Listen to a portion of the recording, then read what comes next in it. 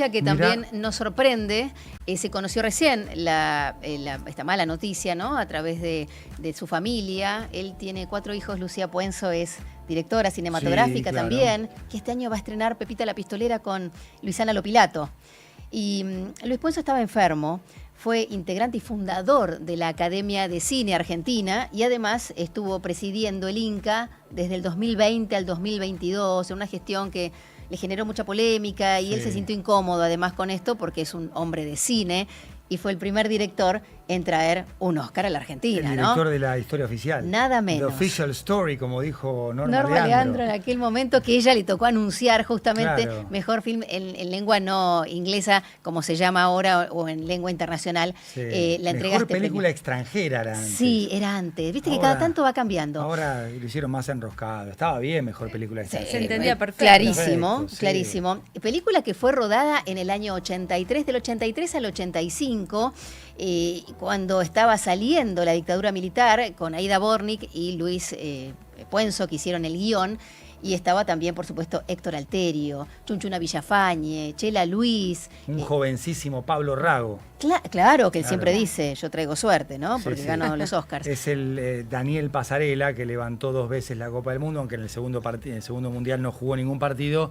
Los ¿verdad? 2 Oscars, El secreto de sus ojos y La historia oficial, tienen a nada Pablo menos. Rago en ambos elencos. Claro, era un niño. Sí. Analía Castro, que era la niña en cuestión, perfecto, que luego dejó la actuación. Sí. Y ellos lo rodaron ahí a escondidas, ¿no? Iban en la casa de Aida Bornik, en distintos lugares como para que nadie supiera y no recibieran amenazas. Y bueno, le estrenaron un 3 de abril del año 85, al año siguiente, primer Oscar para Argentina. Año de Copa del Mundo también. 86, tenés razón, en México. De México 86.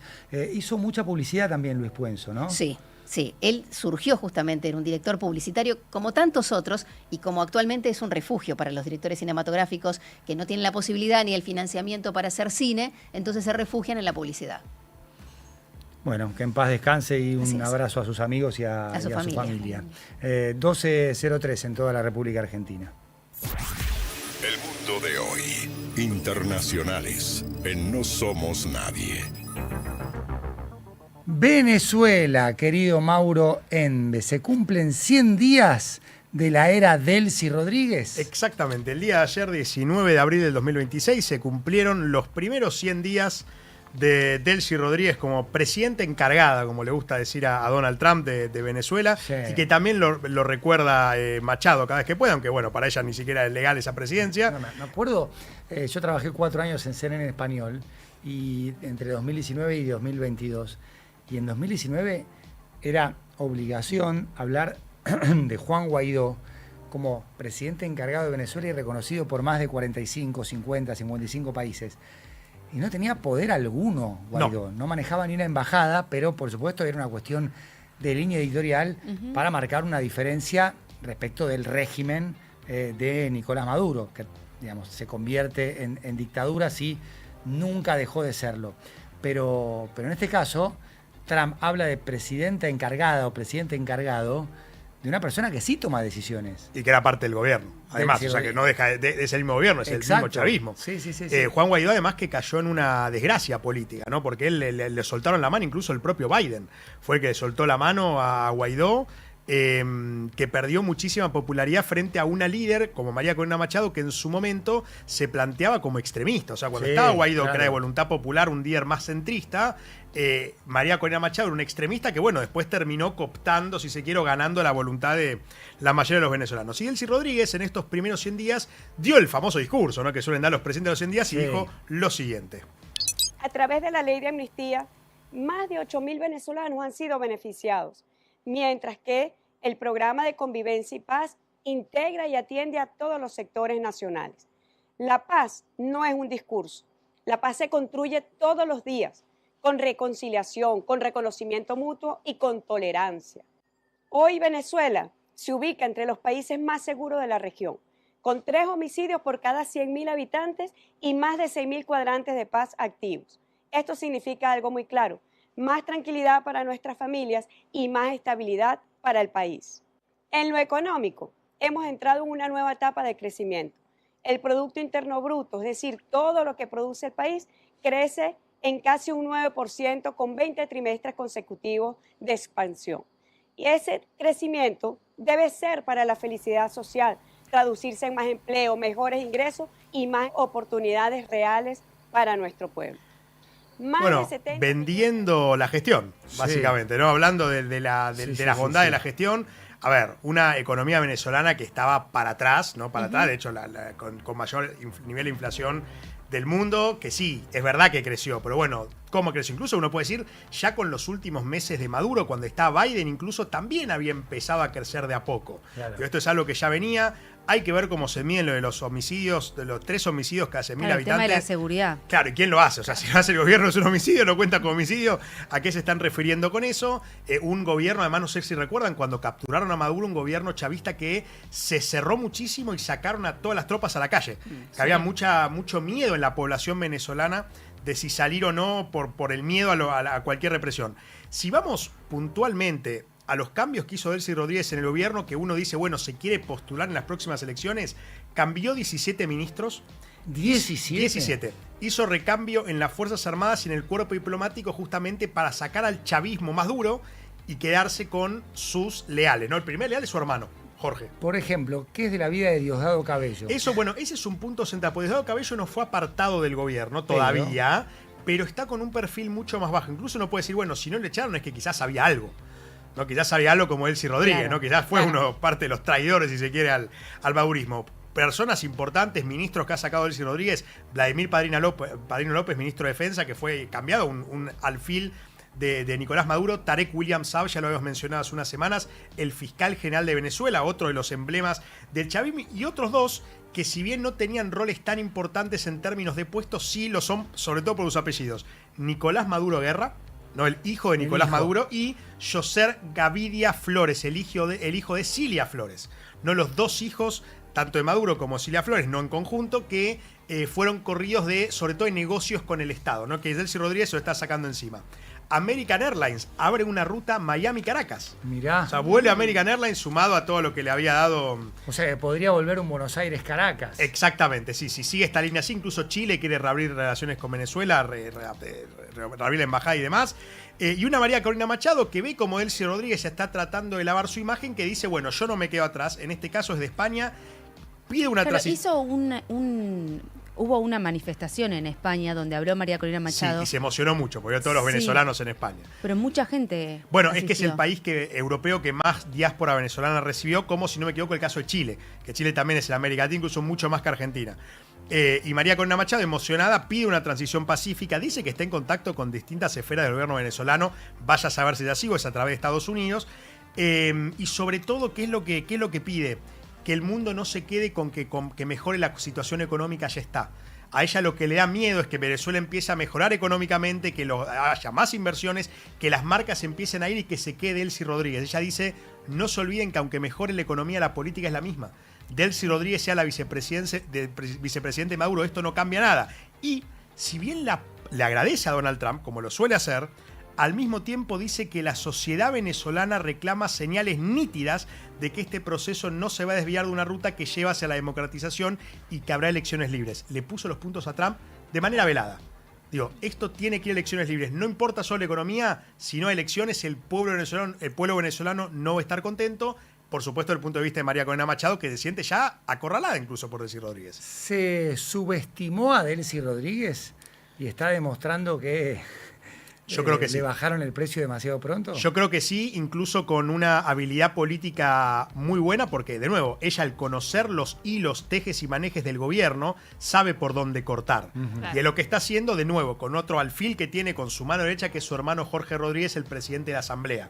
Yo creo que Delcy Rodríguez incluso, no creo que gane en unas potenciales elecciones, gana seguro Machado, pero si esto sigue así y no se presentan elecciones libres dentro de un mediano plazo al menos, puede levantar mucho su imagen, ¿no?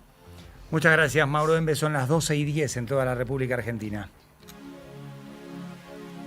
Esto es 97.9. Tu nueva radio. 97.9. Now. Música pensada para vos. 979now.com. Tus 90. Tus 2000. Tu nueva radio. Now. 97.9. Música pensada para vos. 979now.com. En las mañanas de Now, Juan Pablo Barsky y Eleonora Pérez Caresi te dan su punto de vista para una realidad un tanto cambiante.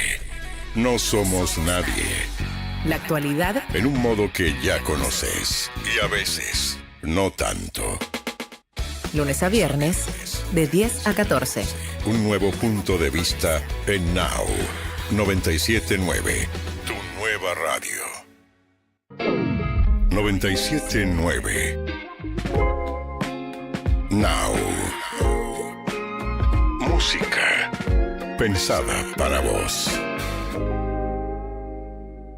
979now.com. Tus 90, tus 2000, tu nueva radio. Now 97.9. Música pensada para vos.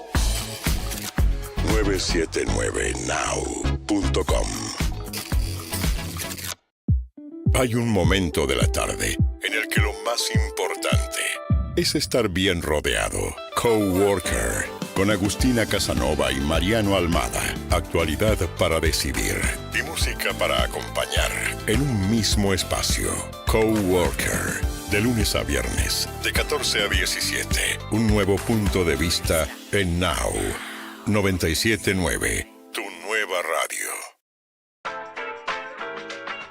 Tus 90, tus 2000, tu nueva radio. Now 97.9. Música pensada para vos. 979now.com.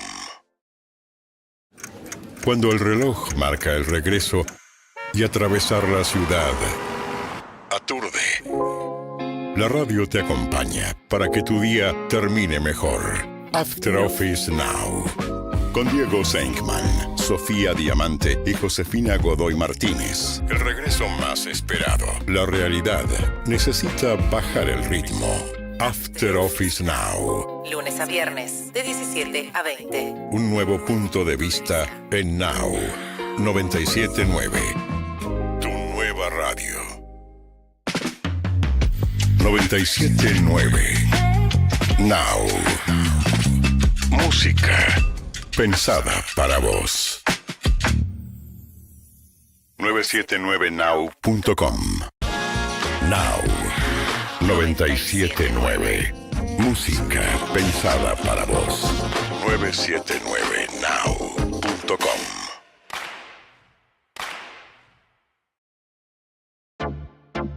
Las mañanas en Now son productivas desde el primer café. ¿Dónde estamos? Con Paulino Rodríguez, Julieta Tarrés y Paula Salamanca. El punto de partida de tus días. Información precisa y lo que necesitas saber para proyectar tu Euge Mucio, el Central y sus reservas. Así es. Ayer difundió el Banco Central un informe que hizo el vicepresidente del Banco Central, que es Vladimir Berning, en la última parte de este viaje que hicieron todos los funcionarios a Washington. Hablo de los funcionarios del equipo económico y que presentó ante inversores. ¿Por qué hago todo este preludio? Porque dice cosas muy claras en términos de qué es lo que quiere estar mostrando el gobierno justamente a los inversionistas, sí, para que de alguna forma crean que hay confianza y que suba la credibilidad justamente del programa económico. Muchísimas cosas, voy a hacer lo más breve posible porque tiene muchísimas pistas, pero si alguien nos está siguiendo en YouTube y quiere ver el gráfico que estamos teniendo, igual lo explico.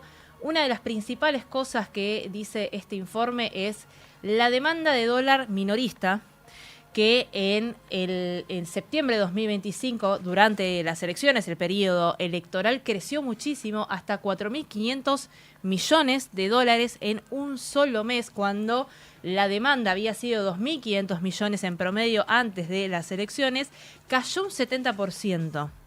anticipa el dato de marzo, que es de más o menos 1.000 millones de dólares la demanda de minoristas, pero más allá de todos estos números, lo que está diciendo es, todos estos dólares se pidieron al Banco Central, se compraron y no fueron abajo del colchón, se quedaron en el sistema. Esa es una señal clave para todo lo que son las inversiones, porque es lo que más adelante, junto con otros datos que también da este informe, que habla también, por ejemplo, de las obligaciones negociables, la emisión de 10.000 millones de obligaciones negociables, que faltan liquidar 3.200 millones de esas obligaciones negociables. Habla de que se está empezando a liquidar el RIGI, todos los proyectos de RIGI, claro. Hay 23.000 millones de aprobados, 80.000 millones por aprobar, pero que empiezan a liquidarse esas primeras divisas. Y por el otro lado, que se empieza a abrir una canilla que estaba cerrada, que es el giro de dividendos de las empresas multinacionales, también 690 millones es que empiezan a girar. Todo eso para decir, Argentina está teniendo dólares depositados, la relación crédito-dólar está creciendo y es confiable para las inversiones. Entonces, frente a todo este escenario, lo que dice el Banco Central es, estamos aptos para seguir comprando reservas. Habla de unas compras de 6.000 millones de dólares, que son las compras que viene haciendo el Banco Central, acumulación de 1.500 millones de dólares, y dice que el tipo de cambio es consistente con los 8.000 millones de dólares que tiene que comprar para cumplir con el FMI. Este también es un dato no menor, porque dice, vamos a tener el colchón por si en algún momento se complica el frente externo, se complica la incertidumbre financiera, nosotros vamos a tener todos estos dólares sostenidos dentro del sistema financiero. No es menor. No, no es menor. Esta es la presentación en modo optimista, que tiene que ver con acumulación de reservas y un proceso sostenible, que claro, es lo que demanda el Fondo Monetario. Claro, y lo último también de lo que habla de inflación, y acá recién comentábamos fuera del aire cómo ya veíamos los primeros números para abril y cómo el número de abril va a estar entre 2,5 y 2,9, ¿no? Tuvimos una inflación del 3,4% en marzo y el gobierno salió a decir que es todo importado, es decir, que es todo parte de la guerra en Irán y el aumento de los combustibles sobre todo, ¿no?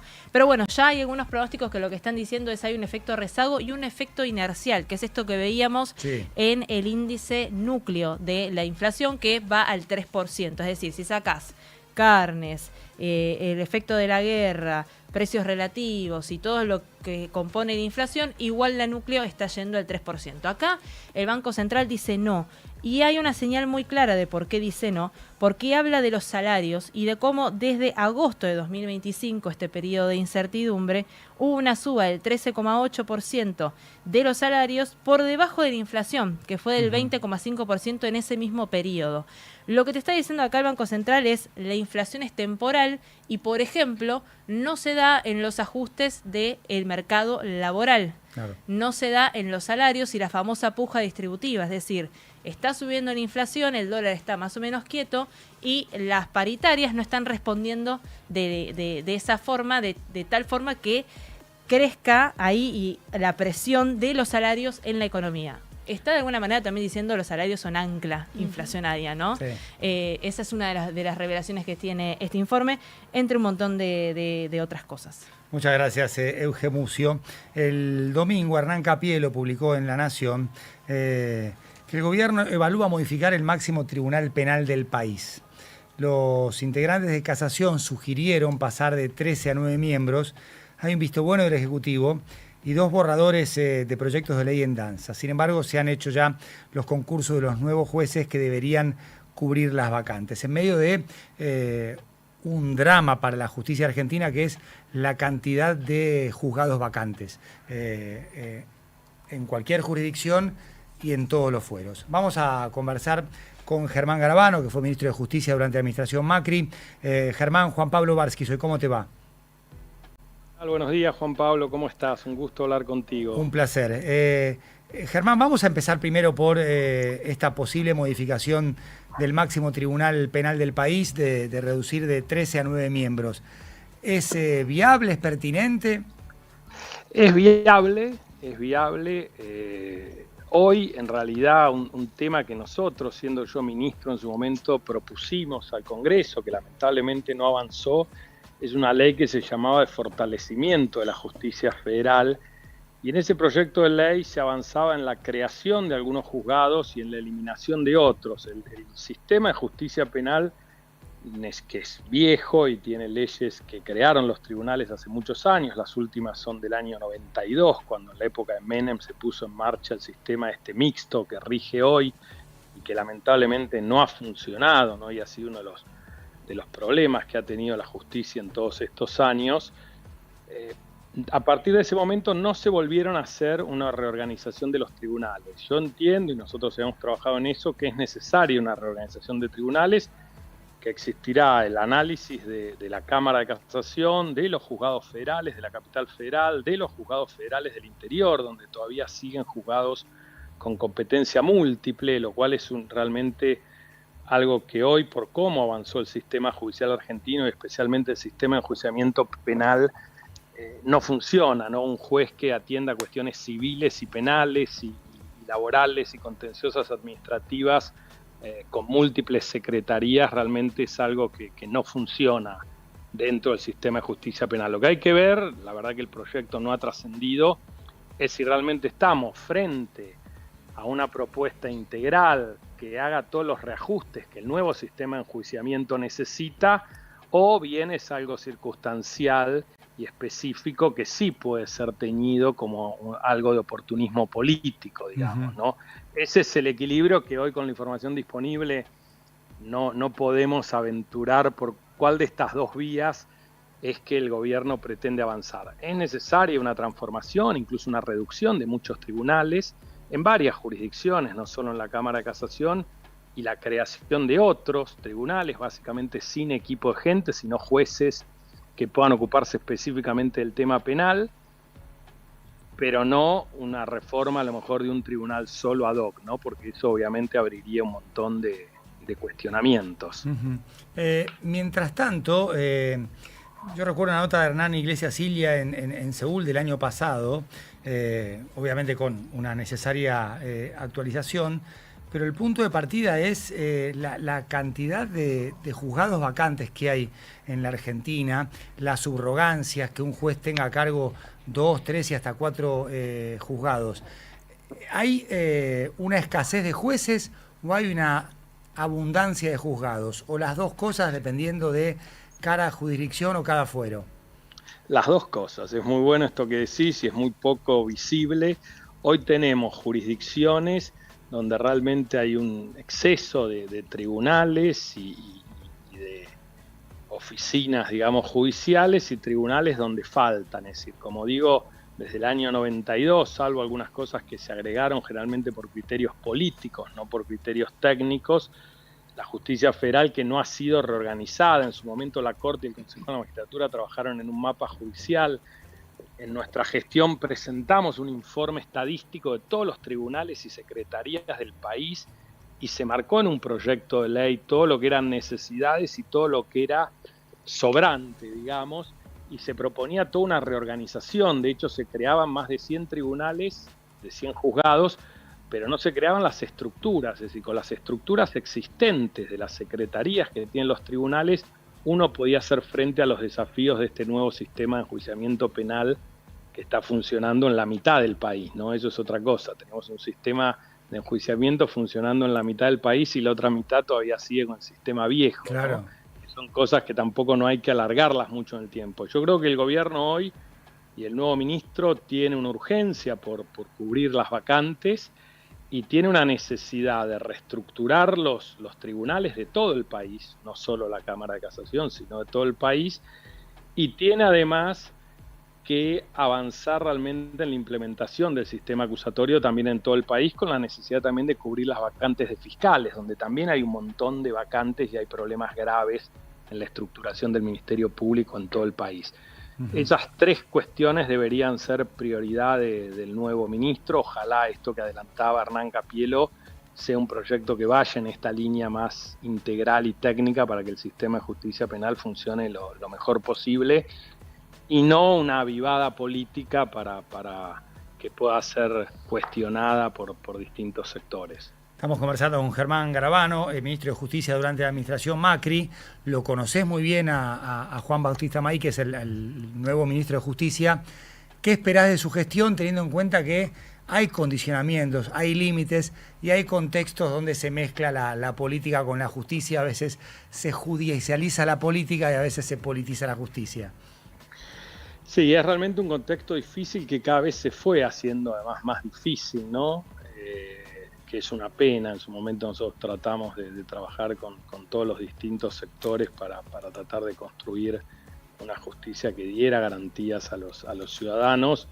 Creo que ese desafío sigue. Creo que el primer desafío, y es un buen comienzo, este envío de pliegos que se ha hecho hasta ahora, que obviamente faltan muchísimos más, que se deberán enviar en los próximos meses. Me parece que esa es este primer desafío. Yo creo que él está en condiciones. En su momento fue consejero de la magistratura y conoce a los candidatos y candidatas a estos cargos.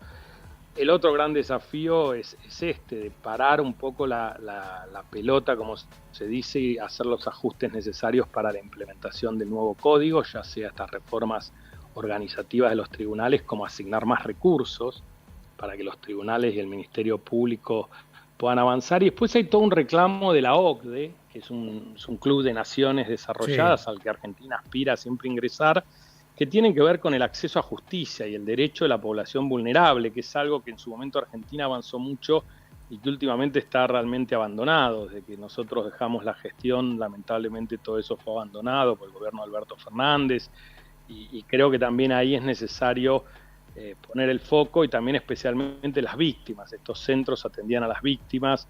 Semanas atrás se hizo una reunión en el Colegio Público, un simposio con organizaciones de víctimas de todo el país y expertos de todo el mundo, en donde las víctimas del delito siguen siendo realmente una asignatura pendiente para la justicia argentina, ¿no? Germán, ha sido muy claro y muy amable. Muchísimas gracias. No, muchísimas gracias a vos, Juan Pablo. Un gusto hablar contigo. Un abrazo. Germán Garabano, ex ministro de Justicia de la administración Macri, conversando sobre el actual panorama y también sobre esta iniciativa del gobierno de reducir de 13 a 9 miembros. Está funcionando con 9 hoy porque hubo 4 salidas. Eduardo Rigi, Liliana Catucci, Ana María Figueroa, jubilados, y Juan Carlos Geminiani, que recientemente renunció. Entonces, lo que dicen es, estamos bien con 9, ¿para qué 13? De ahí viene este proyecto de reforma, del cual no se conocen todavía muchos detalles. 12:28. Actualidad. ¿Dónde estamos? Lunes a viernes. De 7 a 10. Un nuevo punto de vista en Now 97.9. Tu nueva radio. 97.9. Now. Música pensada para vos. 979now.com. Tus 90. Tus 2000. Tu nueva radio. Now. 97.9. Música pensada para vos. 979now.com.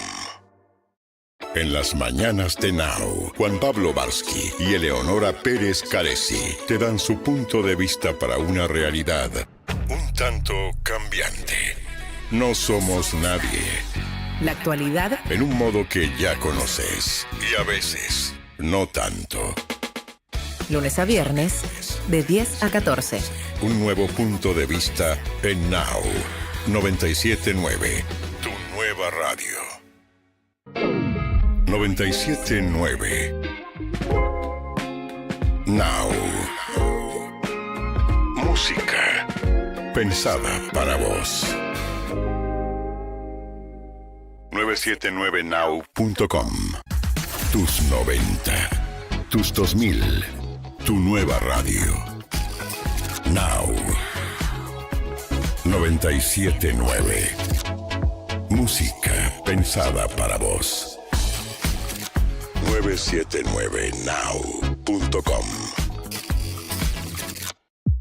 Hay un momento de la tarde en el que lo más importante es estar bien rodeado. Coworker. con Agustina Casanova y Mariano Almada. Actualidad para decidir y música para acompañar en un mismo espacio.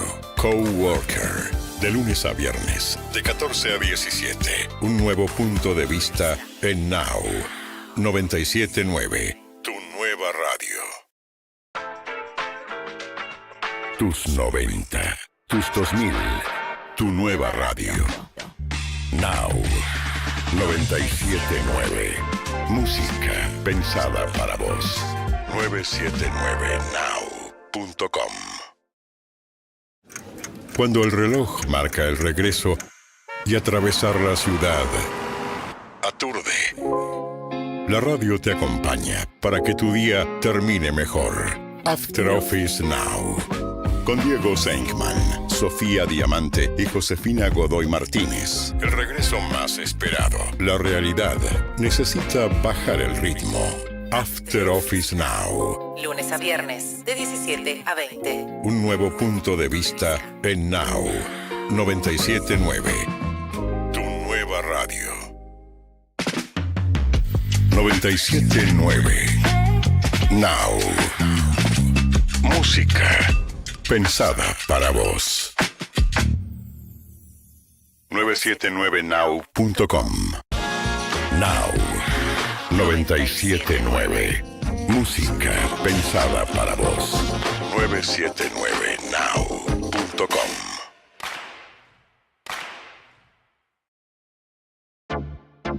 Las mañanas en Now son productivas desde el primer café. ¿Dónde estamos? Con Paulino Rodríguez, Julieta Tarrés y Paula Salamanca.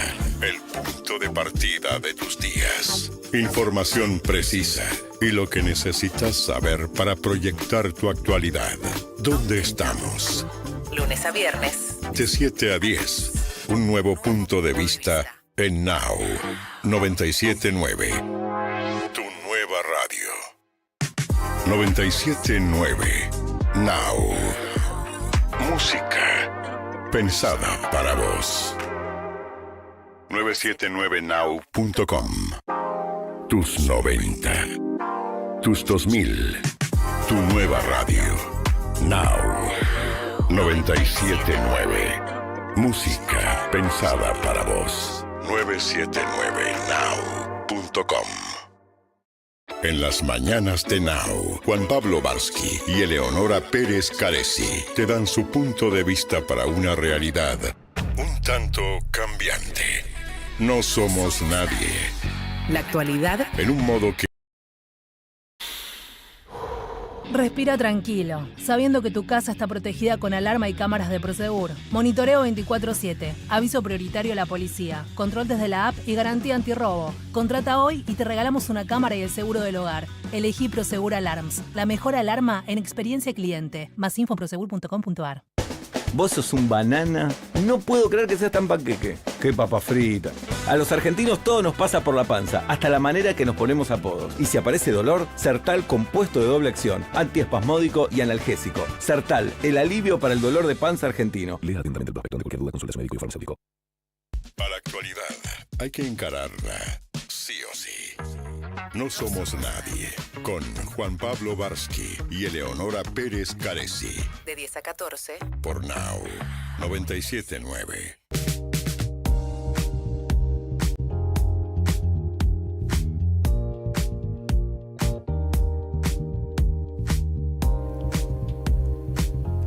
Entonces 34 en todo el país. Estaba leyendo que le sacaron la licencia de conducir a Santiago Maratea. Mira vos. Esto es por grabarse con el celular mientras manejaba.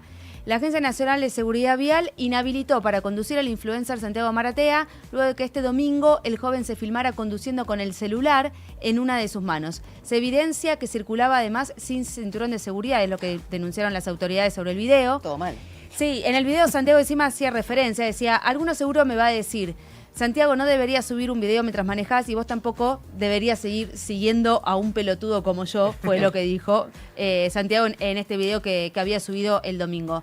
El material fue publicado por el influencer que tiene más de 3 millones de seguidores en sus redes sociales y lo que indica la Agencia Nacional de Seguridad Vial es que la naturalización de conductas temerarias ante audiencias masivas constituye un riesgo potencial, especialmente en jóvenes sin experiencia de manejo. Por eso tomaron esta decisión y elevaron el pedido de inhabilitación de su licencia para conducir a la jurisdicción correspondiente, en este caso la provincia de Buenos Aires. Para que pueda recuperar su registro, Santiago va a tener que cumplir con las instancias de evaluación que acrediten nuevamente su aptitud para conducir. Pero esto marca como un antecedente, porque hasta ahora no había pasado de que, porque había muchos videos de mucha gente conocida o influencers en redes sociales que se grababan. Exacto. Esto va a marcar un antecedente dándole prioridad a la seguridad vial y al ejemplo que cada uno de nosotros da, independientemente de la cantidad de seguidores que tengas en las redes sociales. Y me llamó la atención poderosamente esta noticia por el hecho en sí mismo y también porque íbamos a hablar de que la Organización Mundial de la Salud bajó 6 requisitos o 6 ítems que todos deberíamos cumplir si es que queremos reducir nuestra hiperconectividad. Porque esto que le pasó a Santiago tiene que ver con esta necesidad de estar todo el tiempo con el celular y mostrando qué hago y qué dejo de hacer, ¿no? Hay un parámetro que puede medir cuán hiperconectados estamos y es el famoso tiempo en pantalla del teléfono celular. Terrible eso. Es escalofriante. Es cuantificable. Claro, sí. Más allá de que, por ejemplo, te suma una aplicación que te ayuda a tomar el mejor camino para llegar, sea la que arranca con W o los mapas de Google. Claro. O sea, te suma todo. Te puede sumar YouTube, te puede sumar la aplicación Now, que te puedes descargar para Android y para iOS y escucharnos. Pero es saludable. Es positiva. Esa está bien, por supuesto. Esa está bien. Te puede marcar vía WhatsApp, o sea, y va sumando, todo suma.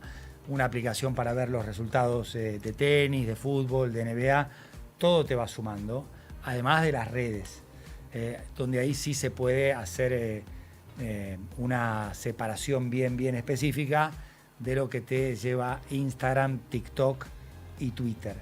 Tal cual. Pero te va sumando todo. Lo que sí puedes hacer también es ponerle límite de tiempo a cada una de esas aplicaciones. Yo tengo límite de y no 2 ignorarlo. Y no ignorarlo, ese es otro tema. Yo tengo límite de 2 horas para el WhatsApp. ¿Nada más? Nada más. Poquito. Pero lo hago a propósito para tener un parámetro. Lo ignoro. Porque. Obviamente, estás más tiempo. Pero no me hago trampa al solitario. O sea, es la única que pongo la medición, pero más que nada para tener un registro yo. ¿Cómo se llevan con el tiempo en pantalla? Ahora él va a dar las 6 claves que propone la Organización Mundial de la Salud. ¿Cómo se llevan? Datos. Yo más o menos. Tengo datos. A ver. Tengo promedio diario de tiempo en pantalla de esta semana 4 horas 49 minutos. Pero es algo que es bastante, pero es algo que fui bajando porque hace 3 semanas tenía 5 horas 29 minutos. Pero estamos hablando de una semana que tiene un día completo lunes Ajá. y martes 12:39. Claro, o sea, ya estoy un poquito. Pero la semana pasada, por ejemplo, fue 4 horas 57 minutos. Muy bien. Sobre todo tengo WhatsApp en cantidad de horas, que son 12 horas de WhatsApp. 12 horas de WhatsApp. Yo ayer, por ejemplo, tuve 3 horas 10 de WhatsApp. ¿Qué? Ayer. Un cuarto de lo que tengo yo. Ayer 2 horas 37, perdón. Es re poquito. Y hoy 33 minutos. Bueno, a mí me pasa que hasta escribo notas en el celular. Notas Claro. que después publico en perfil, por ejemplo. Claro, O sea, bueno, ¿las trabajo. escribís en el celular? Por eso. sí, hay veces que a mí sí. Es muy complicado. Se me ocurre un párrafo y lo escribo Claro, en está el bien. bondi. Yo sé, por ejemplo, que el día que más tiempo uso el celular es el lunes. Son los lunes. Y los ¿Por lunes qué? he llegado porque tengo trabajo a la noche, Claro. grabo programas, hago uno en vivo. Y sé que el lunes es el día de mayor actividad. Y he tenido el lunes de 10 horas. Es Ahora un lo bajé a montón. 7. Bueno, Muy bien. re bien. Sí. Sí. Sin redes, que eso ayuda un montón. O sea, obviamente WhatsApp es una red social, pero yo no tengo ni X, ni Twitter, nunca X, Twitter, ni Instagram, ni TikTok. Eso, pum, Eso te baja un montón. Sí, Porque sí, no sí, te sí. das cuenta cuando Ah. empezás a scrollear No, en las no, redes no te das sociales. cuenta. Y a veces decís, No. ¿por qué estoy mirando la vida de tal Literal. No. que no me interesa? A mí me está dando 2 a ver. horas. Poquito. Sí, pero siento que lo bajé de que empezamos el promedio? programa. Bien. Sí, Ah, porque a mí como me estoy da acá eso. en la compu no estoy con el celular. Es Ahí verdad. va. Claro.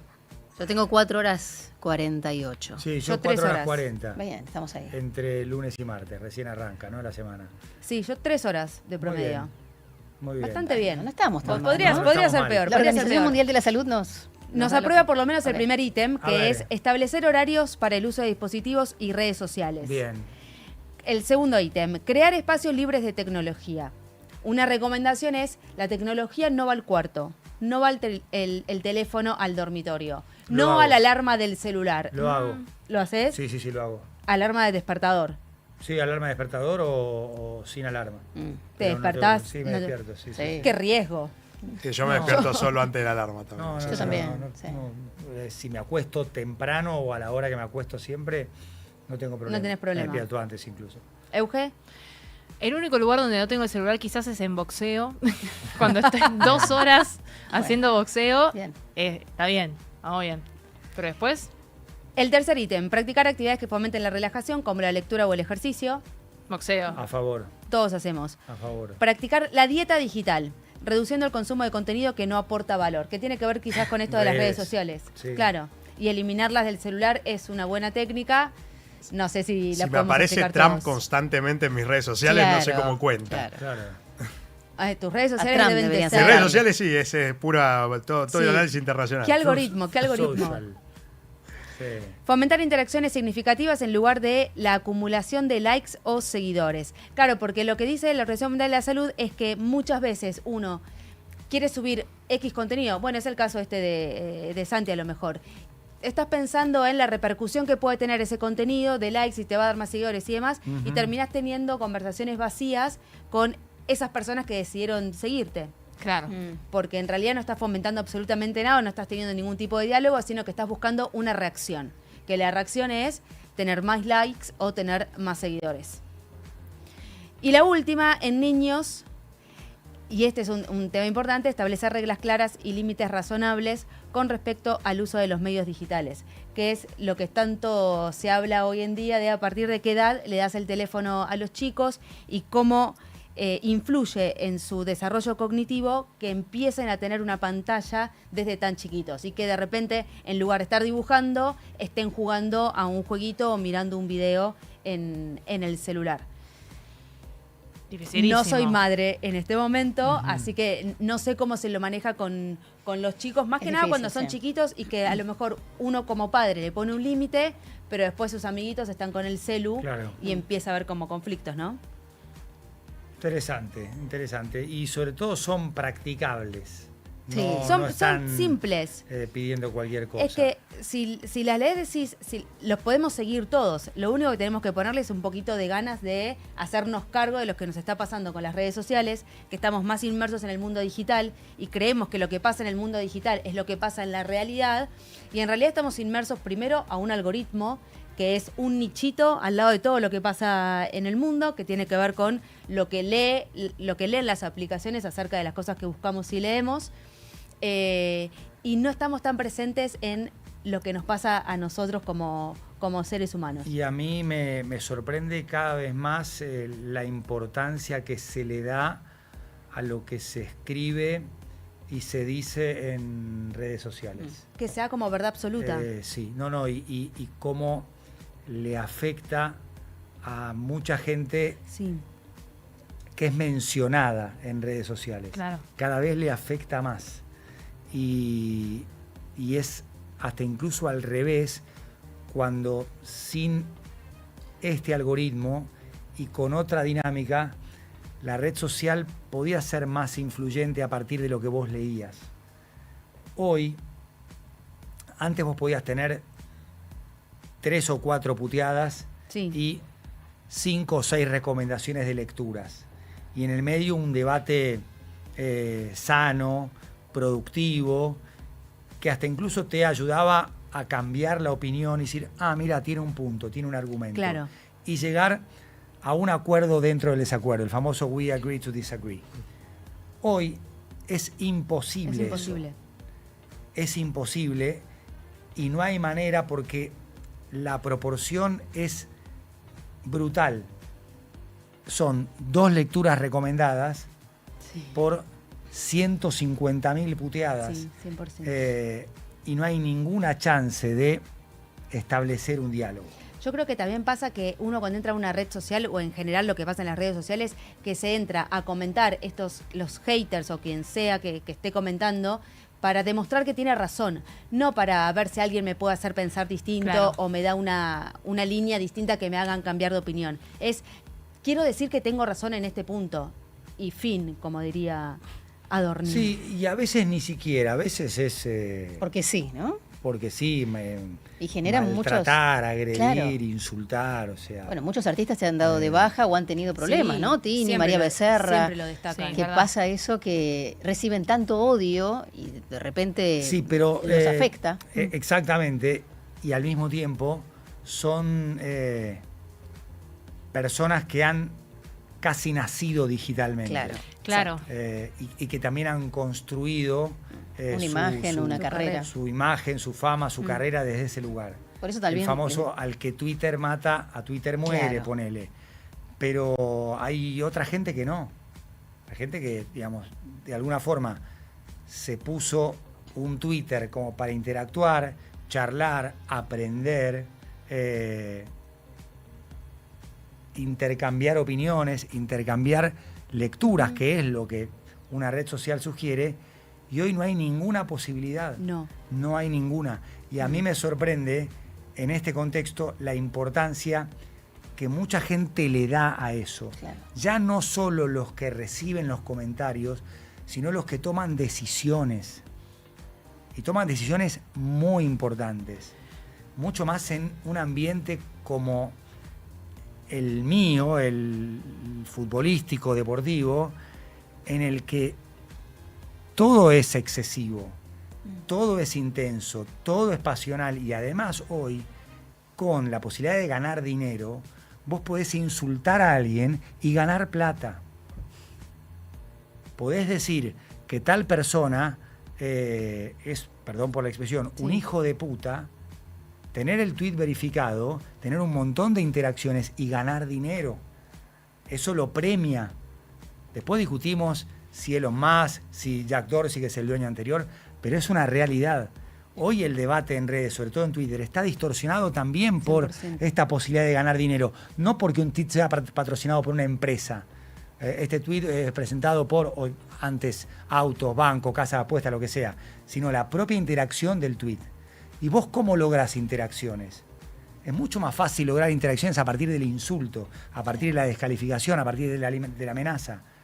Yo, como formo parte del juego hace mucho tiempo, lo miro de costado y porque no me ya meto. Tenés la espalda. Lo tengo clarísimo. Claro. Pero me llama la atención cómo personas que tienen que tomar decisiones importantes, incluso institucionales, toman en cuenta ese clima, toman en cuenta ese ambiente como un condicionante para decidir. Claro. Cuando está tan distorsionado y tan determinado por el algoritmo, las interacciones, la monetización, el dinero, la bronca, el odio, lo que sea, porque es una sociedad que está muy enojada. La rebelión del público de Martín Gurri es el libro ejemplar para eso. Ejemplar, un libro además escrito en 2014, te marca absolutamente el camino opuesto. Pero bueno, me sorprende y tiene que ver con lo que plantea la OMS. 100%, 100%. Hay un libro también de Humberto Eco que se llama De la estupidez a la locura, que habla mucho de todo esto y esta necesidad de, no sé, vos antes querías sobresalir, entonces estudiabas o te preparabas o querías ser el mejor en X disciplina. Y ahora para sobresalir, haces cualquier tontería o puteas a alguien o Nahuel Pot tiene un punto. Dice, en muchas ocasiones ese odio parte de periodistas o panelistas que descalifican. La gente lo recibe y ahora tiene forma de responder. Es probable que ocurra eso también, porque hay como una necesidad de destacarse, ser conocido, ser viral, porque hoy también tenés muchos más canales de expresión a través de YouTube. Es probable. El mercado también busca. Sí, en el espectáculo pasa, cuantos más seguidores, más te convocan. Lo premian, la cantidad de seguidores, de reproducciones, etcétera. No lo excluyo eso, no lo excluyo. Lo que pasa es que también es verdad que hoy se interpreta una descalificación una opinión contraria. Claro. O sea, una descalificación es una descalificación. Sí. Y entiendo que el no existís o descalificaciones más pesadas formen parte de eso. Ahora, pensar diferente en política, en fútbol, es algo normal, debería ser normal eso, y que eso no lleve a las descalificaciones personales. Pero hoy la dinámica y las interacciones en redes llevan a eso, a una descalificación, a elevar el tono, a gritar, en el caso de medios audiovisuales, para llamar la atención. Para llamar la atención. Y esa atención es rentable. Sí. Esa atención te permite ganar plata con el verificado, con un montón de cosas. O sea, está distorsionado el debate público. E insisto, una distorsión tan evidente, tan visible, a mí me llama la atención que los que toman decisiones no se den cuenta de eso. Che, pero hay algo que hay un anabólico, hay una distorsión. Bueno, en cierto punto está capitalizado eso también, ¿no? Claro porque que sí. En un retweet de Javier Milei es una definición política y Sí. es lo que vos sabés. O sea, vos con un retweet de Javier Milei sabés que el presidente apoya una cierta idea o posición. Claro. Y al mismo tiempo, no sé, lo vimos hace 2 días con la guerra de tweets entre Lira Lemoine y el Gordo Dan, que justamente se tiraban esto de vos no sos purista de Milei, yo sí lo soy. Y en los likes y en quienes interactuaban con eso estaba bueno, yo pertenezco acá y yo pertenezco allá. Es decir, como que el partido o la oposición, la fuerza política en sí no pudiera tener como miradas heterogéneas también, ¿no? No, totalmente. Lo que era el presidente, Javier Milei, cuando era invitado, era cortatickets, sumaba puntos, era muy visto en rating por sus ademanes, por sus posturas, por sus reacciones. ¿Sí? Bueno, Sí, vos tal sabés cual. que un exfuncionario vinculado a la economía, una vez, atendiendo una charla, me dijo algo así como, ¿cómo hago para llamar la atención en un ecosistema digital en el que justamente llama la atención con la economía o con sus ideas es el que grita más? Claro. Yo no quiero gritar para poder presentar mi posición o mi explicación o mi posición política respecto Tal de cual. este tema, me decía. Y me dice, ¿cómo hago? Para hacer... Bueno, Es sabes muy que en difícil. medicina también está pasando de que hay médicos que dicen, tengo que armarme una cuenta en Instagram y empezar a hablar sobre mi especialidad porque la gente empieza a sacar turnos con gente que tiene muchos seguidores en redes sociales. Claro. Sin saber el background Sí, y médicos, la nutricionistas, capacitación. de todo. Tenés seguidores, sos bueno. No tenés seguidores, sos malo. Claro. Tenés viralizaciones, sos bueno. No tenés viralizaciones, sos malos. La validación pasa por otro lado. Claro. Y los que somos grandes y tenemos un recorrido, sabemos que ese no es el camino. Ahora, andá a decirle a un pibe de 20 años, andá a decirle a una piba de 22 años, que cree que es el camino porque hay un montón de ejemplos que se lo confirman. El tema es que no hay lugar para todos, porque la atención es finita. Claro. Hay un momento en el que dejás de prestar atención. Entonces, si vos a golpe de viralización te hacés famoso, es muy posible que a golpe de viralización también sufras la famosa teoría de la cancelación, porque es la misma dinámica. Esto de qué tengo que hacer para hacerme notar, qué tengo que hacer para ser conocido, qué tengo que hacer para ser famoso. Claro. Y hay una diferencia generacional muy, muy potente, con muchas cosas que nos pasaron a nosotros que a los chicos no les pasan. Y también a una velocidad, hoy podés llegar a un lugar que en nuestro tiempo era imposible. Pero no, era imposible porque no había medios. No, es lo Hoy que pasa sí. en la música, con lo que pasó con toda la generación del género urbano. Sí. Que de un día para el otro, si querían, podían llenar estadios. La Sin haber popularidad. pasado por espacios mucho más chiquitos, como hacían todas las bandas de rock, que ibas a espacios más chiquitos hasta que lograbas Todo un un camino Luna Park. que recorrían, Claro, ¿no? Claro, que ahora todo se salteó. Porque de repente la cantidad de reproducciones en YouTube te marca, ¿no? Todo la masividad. Sí. Bueno, gracias, Ele. Trajiste Por favor. un temón. Son las 12:55, la 1 menos 5 en toda la República Argentina. ya conoces y a veces no tanto. Lunes a viernes, de 10 a 14. Un nuevo punto de vista en Now 97.9, tu nueva radio. 97.9 Now. Música pensada para vos. 979now.com. Tus 90, tus 2000, tu nueva radio. Now 97.9. Música pensada para vos. 979now.com. Hay un momento de la tarde en el que lo más importante es estar bien rodeado. Coworker, con Agustina Casanova y Mariano Almada. Actualidad para decidir y música para acompañar en un mismo espacio. Coworker, de lunes a viernes, de 14 a 17. Un nuevo punto de vista en Now 97.9, tu nueva radio. Tus 90, tus 2000, tu nueva radio. Now 97.9. Música pensada para vos. 979now.com. Cuando el reloj marca el regreso y atravesar la ciudad aturde, la radio te acompaña para que tu día termine mejor. After Office Now. Con Diego Senkman, Sofía Diamante y Josefina Godoy Martínez. El regreso más esperado. La realidad necesita bajar el ritmo. After Office Now. Lunes a viernes, de 17 a 20. Un nuevo punto de vista en Now 97.9. Tu nueva radio. 97.9. Now. Música pensada para vos. 979now.com. Now 97.9. Música pensada para vos. 979now.com.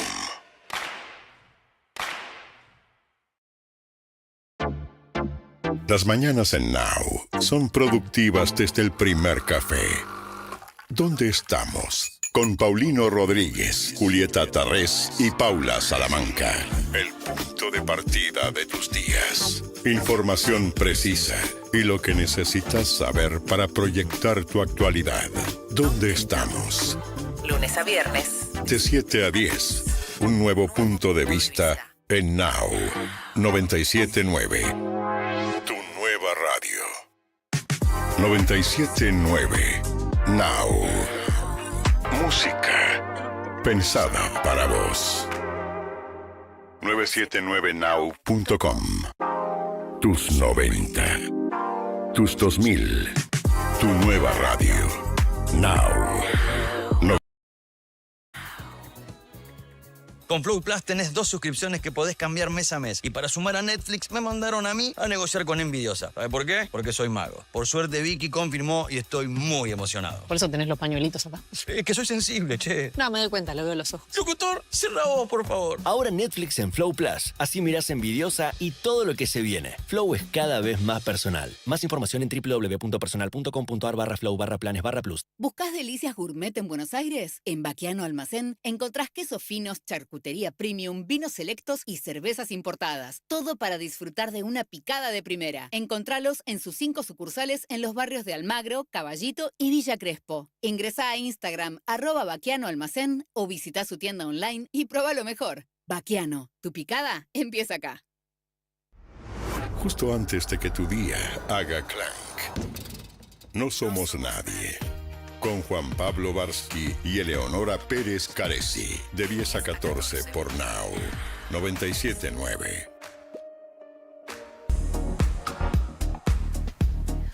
1 en punto de la tarde de este martes, que tiene 20 grados de sensación térmica en este momento. El cielo está bastante gris, bastante encapotado en la ciudad de Buenos Aires, pero en un ratito vamos a estar hablando con ese Marcusi para que nos actualice toda la situación. Ahora queremos actualizar la información del tránsito. Romy, ¿cómo estás? Sí, en estos momentos hay demoras en Avenida General Paz en ambos sentidos. Además se suma un choque en Avenida Balbín a la altura de Iberá. Ahí el tránsito está cortado en forma parcial y hay un operativo con SAME. Chocaron un auto y una moto. Otro incidente con 2 motos en Avenida Directorio al 200. La circulación está restringida. En cuanto al paro de ATL, los vuelos están operando con normalidad. No hay retrasos, así que la operatividad es normal en todos los aeropuertos. Dato a tener en cuenta. Los servicios a esta hora. El tren de la costa está interrumpido por obras. Va a ser por 2 semanas. El resto de los trenes, los subtes a horario. Romy, hay que estar atentos también que a partir de mañana empiezan los cortes por la exposición de Colapinto, ¿no? Exacto, mañana van a estar arrancando los cortes por Colapinto. Esto va a ser en el barrio de Palermo, donde van a haber restricciones. Mañana van a ser cortes parciales, pero lo más fuerte va a empezar a partir de pasado mañana y van a ser por 4 días. Muy bien, estaremos atentos a todo lo que pase ahí. Gracias, Romy. A vos, chau, chau. Chau, chau. Bueno, y el tiempo, ¿cómo sigue el tiempo? Te lo voy a preguntar como despacito, querido Ezequiel, para que nos des buenas noticias. Hoy ya está el día gris, pero mañana puede salir el sol. ¿Cómo estás, Eze? ¿Cómo andás, Celio? Sí, mañana van a mejorar las condiciones, pero en lo que resta de hoy todavía vamos a seguir con la chance de lluvias y tormentas. Es más, si uno mira el radar, todas las tormentas que venían avanzando desde el noroeste de la provincia de Buenos Aires pasó lo más intenso por el sur al sur de la capital. Esto es la zona de Ezeiza y hacia el sur también. Así que tormentas fuertes allí. Y sobre la franja norte de la capital, o sea, la zona de Aeroparque, por toda esa zona están pasando algunos ecos de precipitación un poquito más intenso. Toda la franja central, gran parte de la capital, mucho más tranquilo, igualmente algunos chaparrones que por momentos pueden ser un poquito más interesantes. Va a continuar entonces durante hoy lluvias y tormentas. Las fuertes están dando vueltas muy cerca por ahora, como les decía, pasaron por el sur de Capital Federal. Y donde sí va a continuar con tormentas fuertes es todo el este y sudeste bonaerense en lo que resta de la jornada, Así que atención porque ahí ya hay valores que ya superan los 50 milímetros. Hubo complicaciones en las últimas horas, por ejemplo, en la zona de Castelli, con anegamientos muy importantes. Bueno, sigue habiendo precipitaciones para esa zona y la probabilidad es que siga acumulando bastante. Así que seguiremos monitoreando las precipitaciones esta jornada, pero mañana ya la idea es que las condiciones empiecen a mejorar. En Capital Federal y alrededores mejoran. ¿Y en estas zonas que mencionabas antes, como Castelli? Y todavía claro. Ahí queda todavía todo lo que va a ser esta jornada. Sobre todo donde va a tardar un poco más en mejorar es sobre la zona costera de la provincia de Buenos Aires, la costa este y sudeste. O sea, hablo desde de Bahía San Borombón hasta Mar del Plata. Toda esa zona todavía va a tardar un poco más, tal vez en el comienzo del miércoles recién es cuando empieza a mejorar. Gracias, Eze. Hasta luego. El centro del día pide equilibrio. No somos nadie. Now 97.9. Actualidad. Más música pensada para vos. El consumo tuvo una leve mejora, pero sigue en rojo, según el índice de consumo privado que elabora todos los meses la Universidad de Palermo. El consumo subió 0,7% en marzo contra lo que dio en febrero, pero comparado a marzo del año pasado, bajó un 2,6% y acumula una caída del 2% en los primeros 3 meses del 2026. Estamos en comunicación con Gabriel Foglia, decano de la Facultad de Negocios de la Universidad de Palermo, para hablar justamente sobre este resultado que tuvieron en este informe durante el mes de marzo, pero también para saber qué expectativas hay para lo que sigue, por lo menos de esta primera mitad del año. ¿Cómo estás, Gabriel? Eleonora Pérez Caresi te saluda. Hola, ¿qué tal? Buen día para todos. Gracias por invitarme. Buen día. Contanos un poco primero el contexto de este nuevo dato del índice de consumo privado que publicaron desde la universidad. Sí, nosotros lo que hacemos es una técnica que se llama no casting, básicamente intentando pronosticar, digamos, o estimar qué número de consumo va a dar el INDEC, ¿sí? Con anticipación. O sea, lo que hacemos es adelantar ese número. Bien. Básicamente es un análisis de distintas variables que hacen al consumo privado, que tiene que ver con el consumo masivo, con venta de automóviles, venta de combustible, venta de juguetes, prendas de vestir, digamos, hay distintas importaciones, etcétera. Digamos, lo que hace eso es componer, digamos, un mapa de consumo y en función de eso, digamos, lo que hacemos es estimarlo mensualmente. Entonces, si tomamos el resultado del índice de marzo, básicamente lo que se ve es una mejora con respecto a febrero, pero una caída con respecto al mismo marzo del año pasado, ¿sí? Entonces, si medís marzo contra febrero, digamos, creció un 0,7%. Si medís marzo contra marzo de 2025, cayó un 2,6%.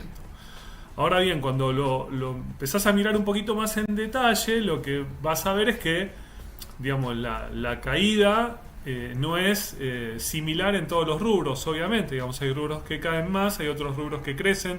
Entonces es como que, digamos, el mapa del consumo en Argentina va variando, digamos, y hay distintas categorías, unas que ganan y otras que pierden, digamos. Ese es un poco el contexto en el cual está hecha la medición. ¿Cuáles son esas categorías? Las que ganan y las que pierden.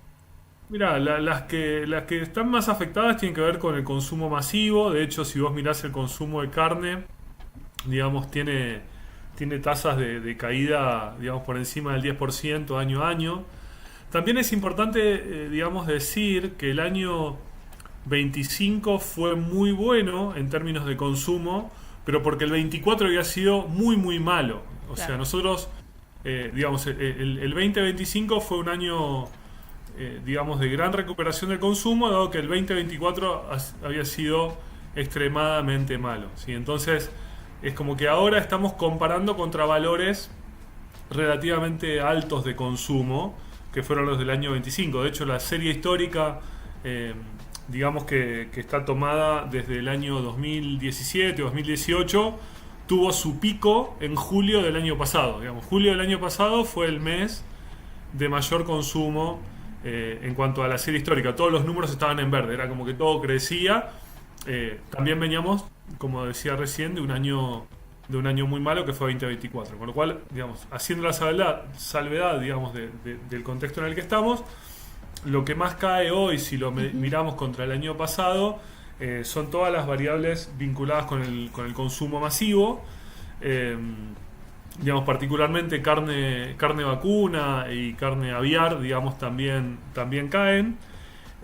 Lo que se ve también es una caída en cuanto a las escrituras de departamentos y casas.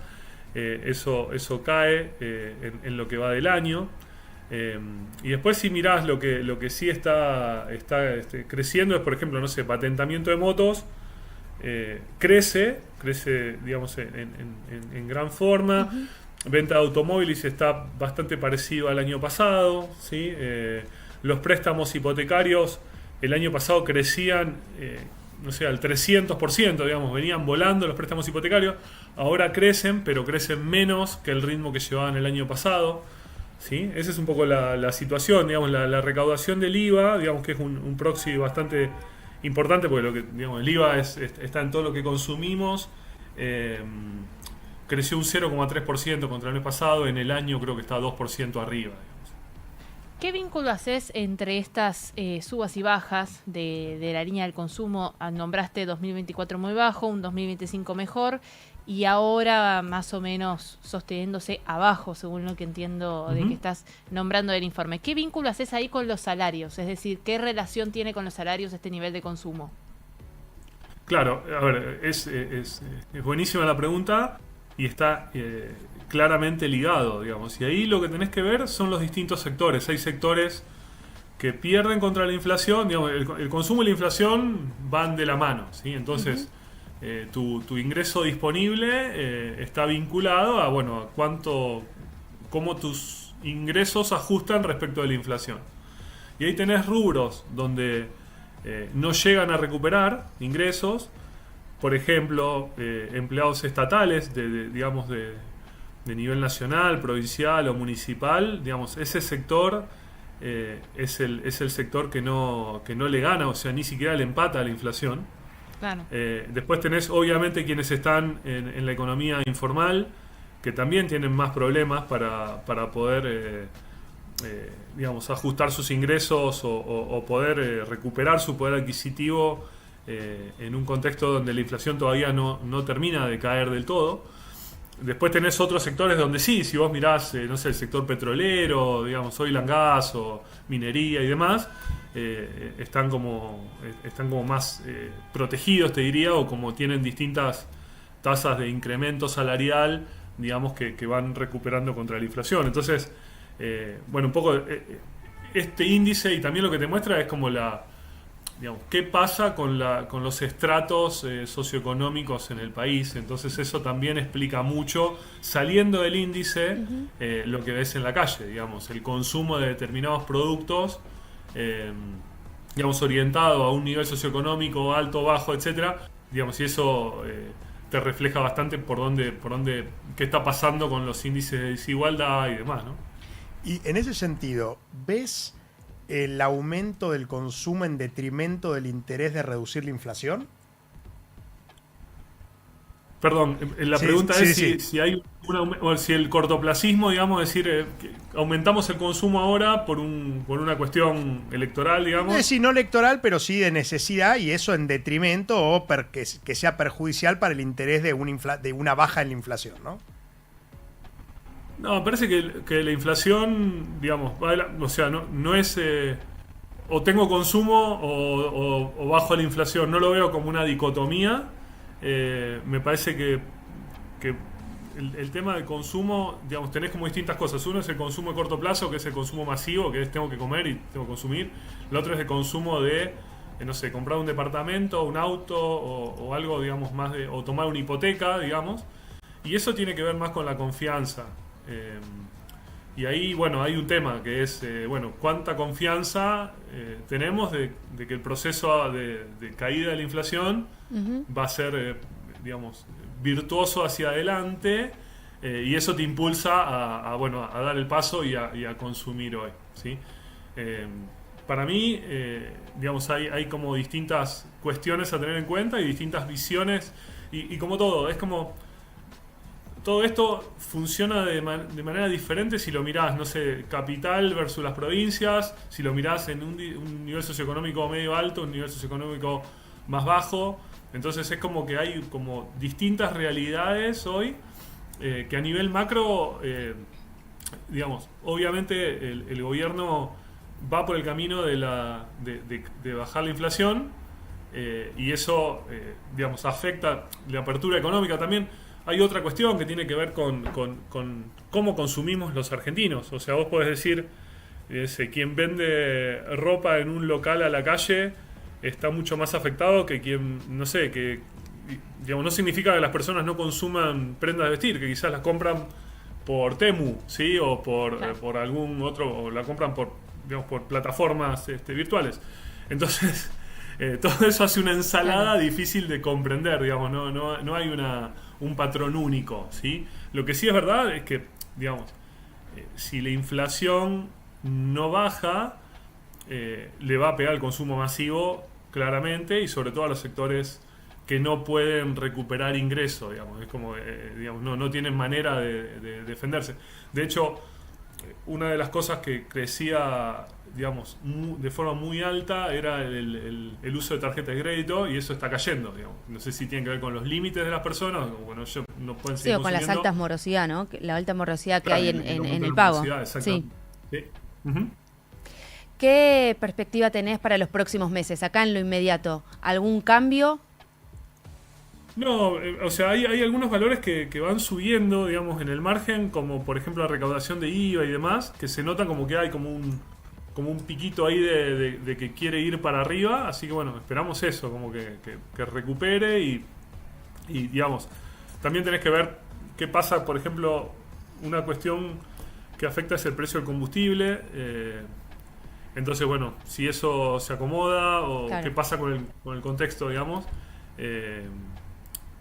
digamos, y también el tema de las tasas de interés, digamos, a medida que, digamos, la inflación, las tasas, digamos, a medida que eso se acomoda, es como que la gente, hay como una necesidad de consumo, sobre todo de bienes durables, digamos, y no sé, de vivienda y demás, que cuando ves que están las condiciones, que era lo que pasaba el año pasado cuando los bancos empezaron a otorgar préstamos UVA y demás, con una tasa más o menos razonable, volaron. Entonces, te diría que, digamos, hay como una predisposición al consumo y una como ansias de que esto, digamos, crezca y que vaya bien, pero bueno, veremos si en el corto plazo por lo menos las condiciones se equiparan un poco y digamos, si hay más certidumbre para poder tomar esas decisiones, ¿no?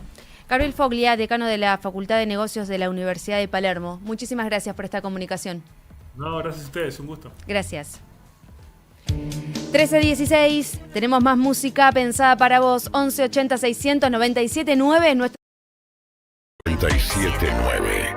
Música pensada para vos. 979now.com. En las mañanas de Now, Juan Pablo Barsky y Eleonora Pérez Caresi te dan su punto de vista para una realidad un tanto cambiante. No somos nadie. La actualidad En un modo que ya conoces y a veces no tanto. lunes a viernes de 10 a 14. Un nuevo punto de vista en Now 979, tu nueva radio. 979 Now. Música pensada para vos.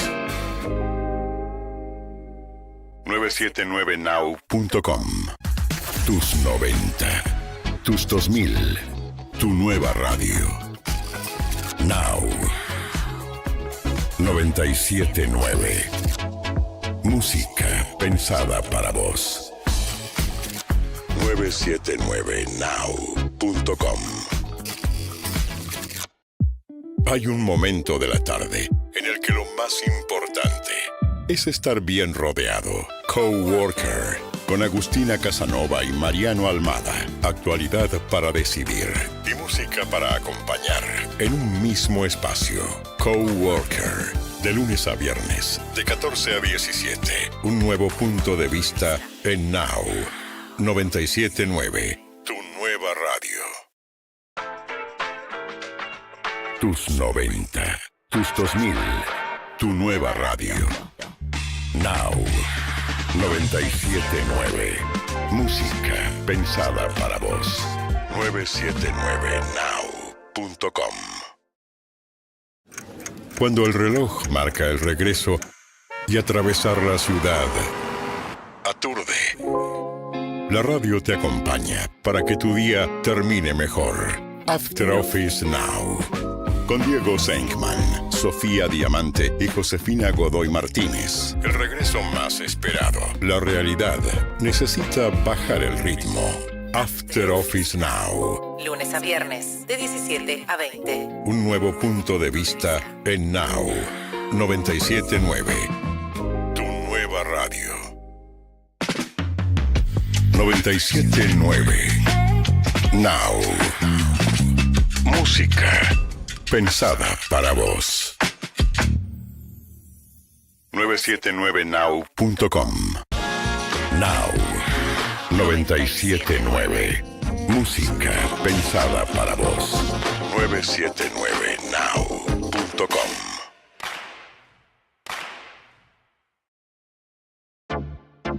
Las mañanas en Now son productivas desde el primer café.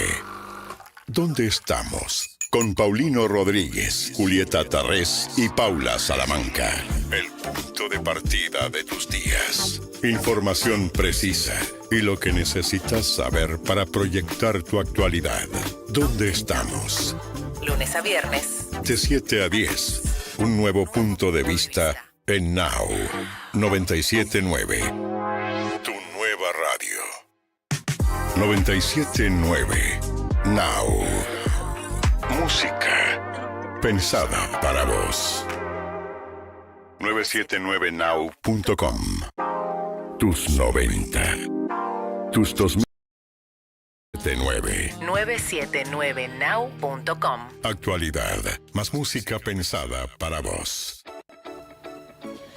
Hay cuarto intermedio en el juicio por la muerte de Diego Armando Maradona, en un día clave para este juicio porque es el día que está declarando Yanina Maradona. Algunas cosas que dejaron trascender acerca de lo que dijo Yanina dentro del recinto, que contó cómo ella se enteró que su papá se había descompensado en primera instancia y cómo fue que llegó a la casa.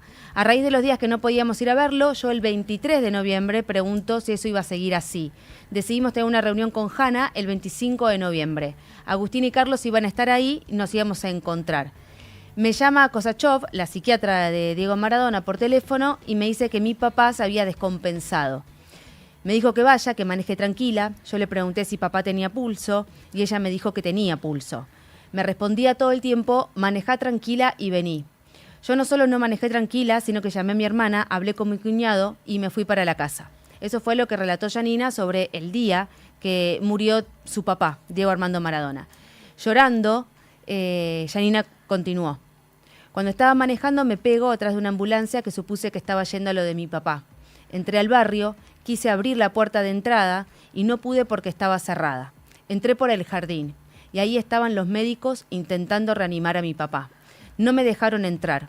Al poco tiempo vinieron los médicos de la ambulancia para comunicarme a mí, que era su familiar, que no habían podido hacer nada y que mi papá se había muerto. Nosotros no queríamos que le hicieran una autopsia y mi mamá nos dijo que era muy importante porque se habían manejado mal, que no era una muerte natural como nos querían hacer creer. Ahí hablamos con Hanna y lo decidimos. Eso fue lo último que dijo Yanina Maradona en esta primera parte de la audiencia de hoy. También habló acerca de la desmejoría que había tenido Diego Armando Maradona en los últimos días de vida. Yanina contó que la primera semana de la internación domiciliaria de Maradona él estaba bien, pero que a partir de la segunda empezó a ver su desmejoría. Puntualmente recordó 2 fechas. El 17 de noviembre de 2020 fui a verlo con mi hijo, él no quería salir de su habitación y nos retiramos. Yo le dije a todos que no lo había visto bien a mi papá, que estaba muy hinchado, incluso tenía la voz rara, como robótica. Se lo dije a Luque, se lo escribo a Díaz y me fui. El 18 volví y tampoco quiso salir de la habitación. Fueron médicos y tampoco lo quisieron recibir. El 18 mi papá nos pidió que nos retiráramos todos. Nadie me dijo nada de su salud. Ese día nos dicen que era importante que le dejemos su espacio y que él pueda decidir si quería ver a alguien o no. Carlos Díaz nos explicaba cómo eran esos procesos. Recordemos que la audiencia de hoy se da en un contexto en donde Luque quiso desprenderse de su responsabilidad como médico de cabecera de Diego Maradona. Dijo que a partir de la operación que Diego había tenido un tiempito antes de su muerte, ahí había cambiado completamente su relación, su vínculo con Maradona, y quienes estaban a cargo o quienes eran responsables, según palabras de Luque, de la salud de Maradona, era su familia, eran sus hijas. Respecto de la casa donde murió el 10, Yanina dijo yo me enojé cuando vi la casa de la internación domiciliaria, no era la casa que mi papá merecía y no por los lujos. No tenía una habitación en planta baja, ni en suite, ni baño cerca. El cuarto que le armaron era al lado de la cocina. La puerta no cerraba. Me dijeron que lo iban a solucionar. Y agregó, no estaba cerca de la entrada, en un camino recto y era la última en una esquina. Nos habían prometido que mi papá iba a tener la aparatología necesaria para estar controlado. Si estaban los enfermeros y los primeros días el acompañante terapéutico, nosotros creíamos que iba a estar monitoreado, que le iban a tomar el pulso, dormir con el cosito del oxímetro en el dedo, pero lo único que vi en la casa era el saturador. No vi monitor, ni desfibrilador, ni la ambulancia en la puerta como nos prometieron que iba a estar.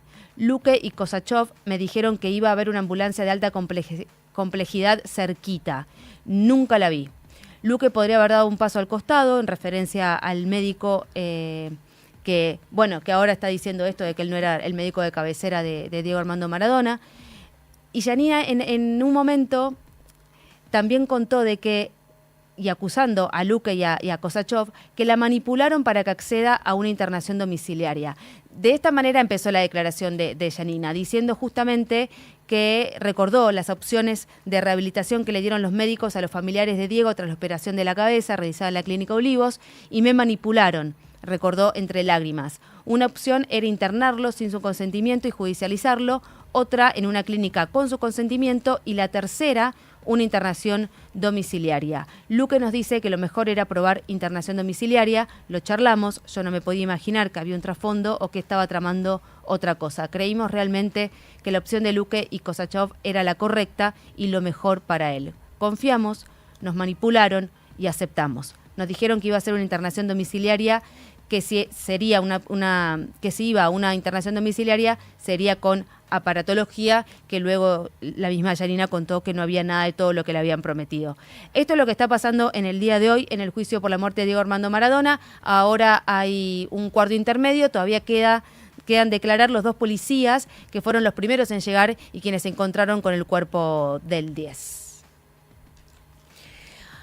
13:26 de la tarde.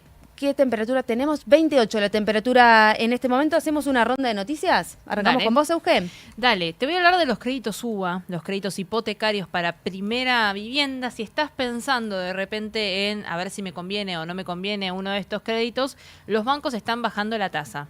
Es la primera vez desde julio del 2025 que la tasa está por debajo de los 2 dígitos en promedio en todos los bancos y es algo que arrancó el Banco Nación, que es el que tiene aparte la gran mayoría de los créditos UBA que hoy están vigentes y otorgados, del 90%, es mucho. Entonces, el mercado funciona un poco así. Cuando el más grande, el que tiene la mayor cartera, hace algún tipo de acción, el resto de los bancos hacen particularmente lo mismo. Nación está teniendo una tasa del 6. Esto, recuerden, siempre es UBA, que es la unidad que sigue la inflación, más una tasa fija, en este caso el 6% del Nación.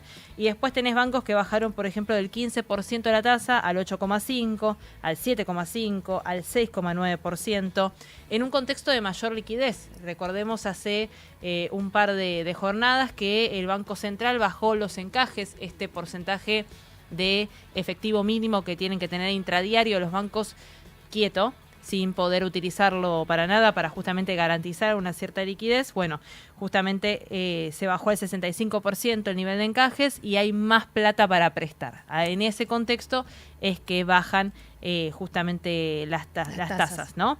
Otra de las cosas que pasó fue que el Banco Nación, también bajó el scoring, que es este puntaje que vos tenés que tener para estar apto o no apto para un puntaje crediticio, ¿no? Para poder aplicar alguno de estos créditos. De 909 a 800 puntos. Esto tiene que ver con tu nivel de endeudamiento y eso en un contexto en el que la morosidad crece, habilita un poco más el acceso a este tipo de créditos, aunque los criterios siguen siendo bastante estrictos, exigen empleo formal comprobable, antigüedad laboral mínima, un buen historial crediticio, en muchos casos sigue siendo muy exigente. Así que lo que está sucediendo es menos tasa para ampliar también la cartera de clientes, están compitiendo por los mismos clientes y sigue siendo más o menos la relación cuota-ingreso parecida a lo que fue desde el inicio, un 25, un 30%, depende del banco. Y también el porcentaje máximo de financiamiento está entre el 65 y el 80%, excepto esta línea para empleados que tiene el Banco Nación, del 90%. Estoy leyendo en este momento un cuadro que hace Federico González Rouco de la consultora Empiria, que hace más o menos el monto de la cuota que tenés que tener por cada $10.000 en la mejor línea. Son, por ejemplo, 150.445 en un crédito de el Banco de Chubut a 15 años, un 86.320 pesos por mes, obviamente, el Banco de Rosario. Después en los bancos privados, por ejemplo, 97.890 en el BBA, bueno, y así varios. Pero la noticia es que si estás buscando justamente tu primera vivienda y buscando un crédito hipotecario, están bajando las tasas. Mauro. Bueno, al día de hoy, en este momento, podemos decir lo siguiente, ¿no? Que es, respecto a la guerra en Medio Oriente, no hay una confirmación por parte de Irán de que va a mandar una delegación.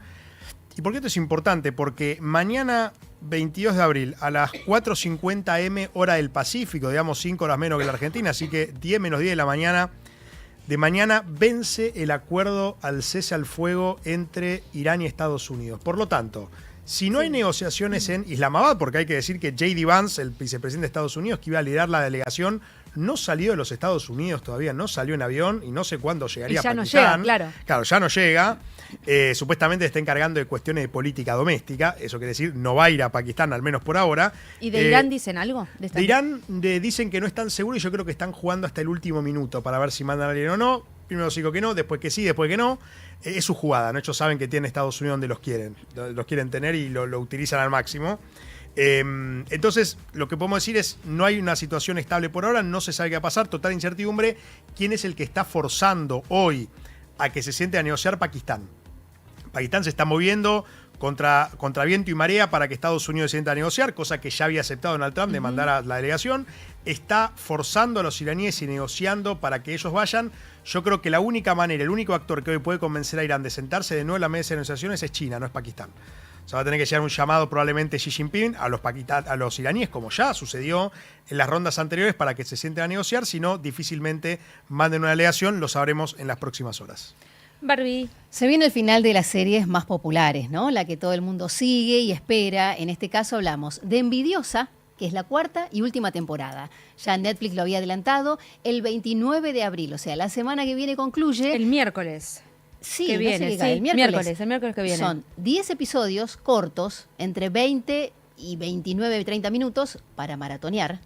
Me encanta. Ya las vi, ¿eh? Las vi Sí, todas. te iba a preguntar eso, si ya las habías visto. Las vi todos los episodios, digamos, y me parece que es un lindo cierre. No van a quedar defraudadas, porque fundamentalmente el público es femenino, ni tampoco... Y yo Ahí está, muy a mí me bien. gusta mucho No te Envidiosa. va a defraudar, no sé, esta frase ya la han dicho por ahí en la historia argentina. No, yo no lo voy a defraudar. Claro, exacto, pero están muy bien y bueno, por supuesto, no hay personajes nuevos, o sea, vamos a encontrar, por supuesto, a Griselda Siciliani. Está Leticia Siciliani, su hermana, haciendo una pequeña participación. El tráiler ya estuvo circulando, con lo cual han visto que regresa Benjamín Vicuña. Sí. Ahí hay toda una historia. ¿Qué pasa, Euge? ¿Qué pasa? No, porque iba a preguntar una pregunta con spoiler. Ah, Así que no puedo. ok. Bueno, pero se ha visto también que hay un niño, porque en Eso. la temporada anterior, en la 3, mírenla. concluye en que Matías, el personaje de Esteban Lamote, recibe un hijo que le cae como un paracaidista, ¿no? Sí. De una historia que él no sabía que tenía un hijo. Todos iguales.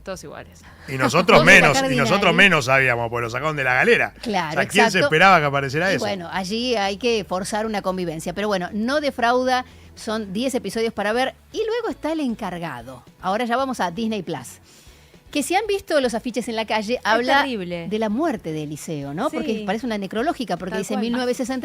1962-2026. Y está en blanco y negro. Y está en blanco y negro. Eliseo, además, que concluye también la temporada anterior con este papel más relevante en la opinión pública y lo llama el presidente de la Nación. Sí. Para que lo asesore, que es Así Arturo Puig. termina, ¿no? Claro. Arturo Puig es el presidente de la Nación, que lo quiere tener como alguien de su riñón que le escriba los discursos, y ahí vuelve el personaje de Zambrano, el Puma Goiti, este antagonista, que ya tiene su spin-off, que se está realizando, ya hemos visto algunas cosas en redes sociales, y allí es donde él le hace la guerra final a Eliseo, ¿no? A Guillermo Francella. Y estuve tratando de ver con algún espía ahí en la serie. ¿Es realmente el final? Bueno, ¿Es realmente el final? Claro, lo que dicen es que no, que en realidad es una jugada de marketing lo que se hizo con estos afiches, que hay una quinta en proceso de desarrollo. Ah, mira. Pero eso no quiere decir que efectivamente se filme. Ah, mira. Aunque Hay que ver cómo le va la así cuarta. fue con todas, básicamente. Es probable que haya una quinta temporada y que sigamos teniéndolo. En Brasil también es muy popular El Encargado, a tal punto que lo van a hacer película. Van a Mirá adaptarlo para que sea una película en cine. No sé cómo le irá, pero bueno. Eso se va a estrenar el 1 de mayo, El Encargado. Queda poquito. Así que, sí, O la sea, semana que semana que viene tenemos todo. Liquidamos todo la semana que Me viene. encantó, me encantó. Now. Obsesivo de la limpieza del auto, experto en abrillantar neumáticos, fundamentalista de la microfibra. Vos, que bajarías del auto al que abra un paquete de galletitas, necesitas un seguro que lo proteja con el mismo nivel de detalle. Para eso Zurich Auto cuenta con Z-Track, un sistema de autogestión que te ayuda a resolver rápido y a seguir minuto a minuto tu siniestro. Porque así como tu auto brilla más con cera, tu cobertura brilla más con Zurich. Zurich, protegiendo a los que mejor protegen. Seguros emitidos por Zurich Argentina Compañía de Seguros Sociedad Anónima, entidad autorizada por la Superintendencia de Seguros de la Nación, registro número 0228. Hay historias que comienzan con una idea y continúan con decisión, esfuerzo y aprendizaje. Puede funcionar. Conversaciones con emprendedores y protagonistas de proyectos que superaron obstáculos hasta convertirse en casos de éxito. Puede funcionar. Con Claudio Suchovicki y Esteban Wolf. Martes a las 20 por Now 97.9. Actualidad. Más música pensada para vos. Bienvenidos a bordo de la promo Viajes YPF. Les recordamos que el equipaje viene con parquimiento superior y la camiseta de Leo bien puesta. Vení a YPF, raspa y viajá. Hay un ganador por semana. Los campeones te están esperando. Vení a YPF y viajá a alentarnos. Promoción argentina llena de energía. Aplica condiciones y limitaciones. Más información en estaciones adheridas en API, YPF y YPF Sociedad Anónima. Hola, soy Enzo Fernández. Juntos levantamos muchas copas, pero este grupo sigue con SED. Si vos también seguís con SED, escanea el código de la lata de Schneider y participá por un viaje para ir a alentar a la selección, para refrescar la sed de Argentina. Bases y condiciones en cervezaschneider.com.ar. Beber con moderación. Prohibida su venta a menores de 18 años. A esta hora, la actualidad encuentra su lugar. No somos nadie. Now 97.9. 13:36 en todo el país, 28 la sensación térmica en este momento. Hoy se cumplen 10 años de la muerte de Prince. Tenía 57 años, lo encontraron muerto en su casa. Al principio se desconocían los motivos de su muerte hasta que llegaron a comprobar que la muerte se debió a una sobredosis de fentanilo. Él venía con un malestar en la cadera que lo tenía a mal traer y a través de recetas a terceros había conseguido el fentanilo que se lo aplicó de una forma errónea y nos dejó a todos.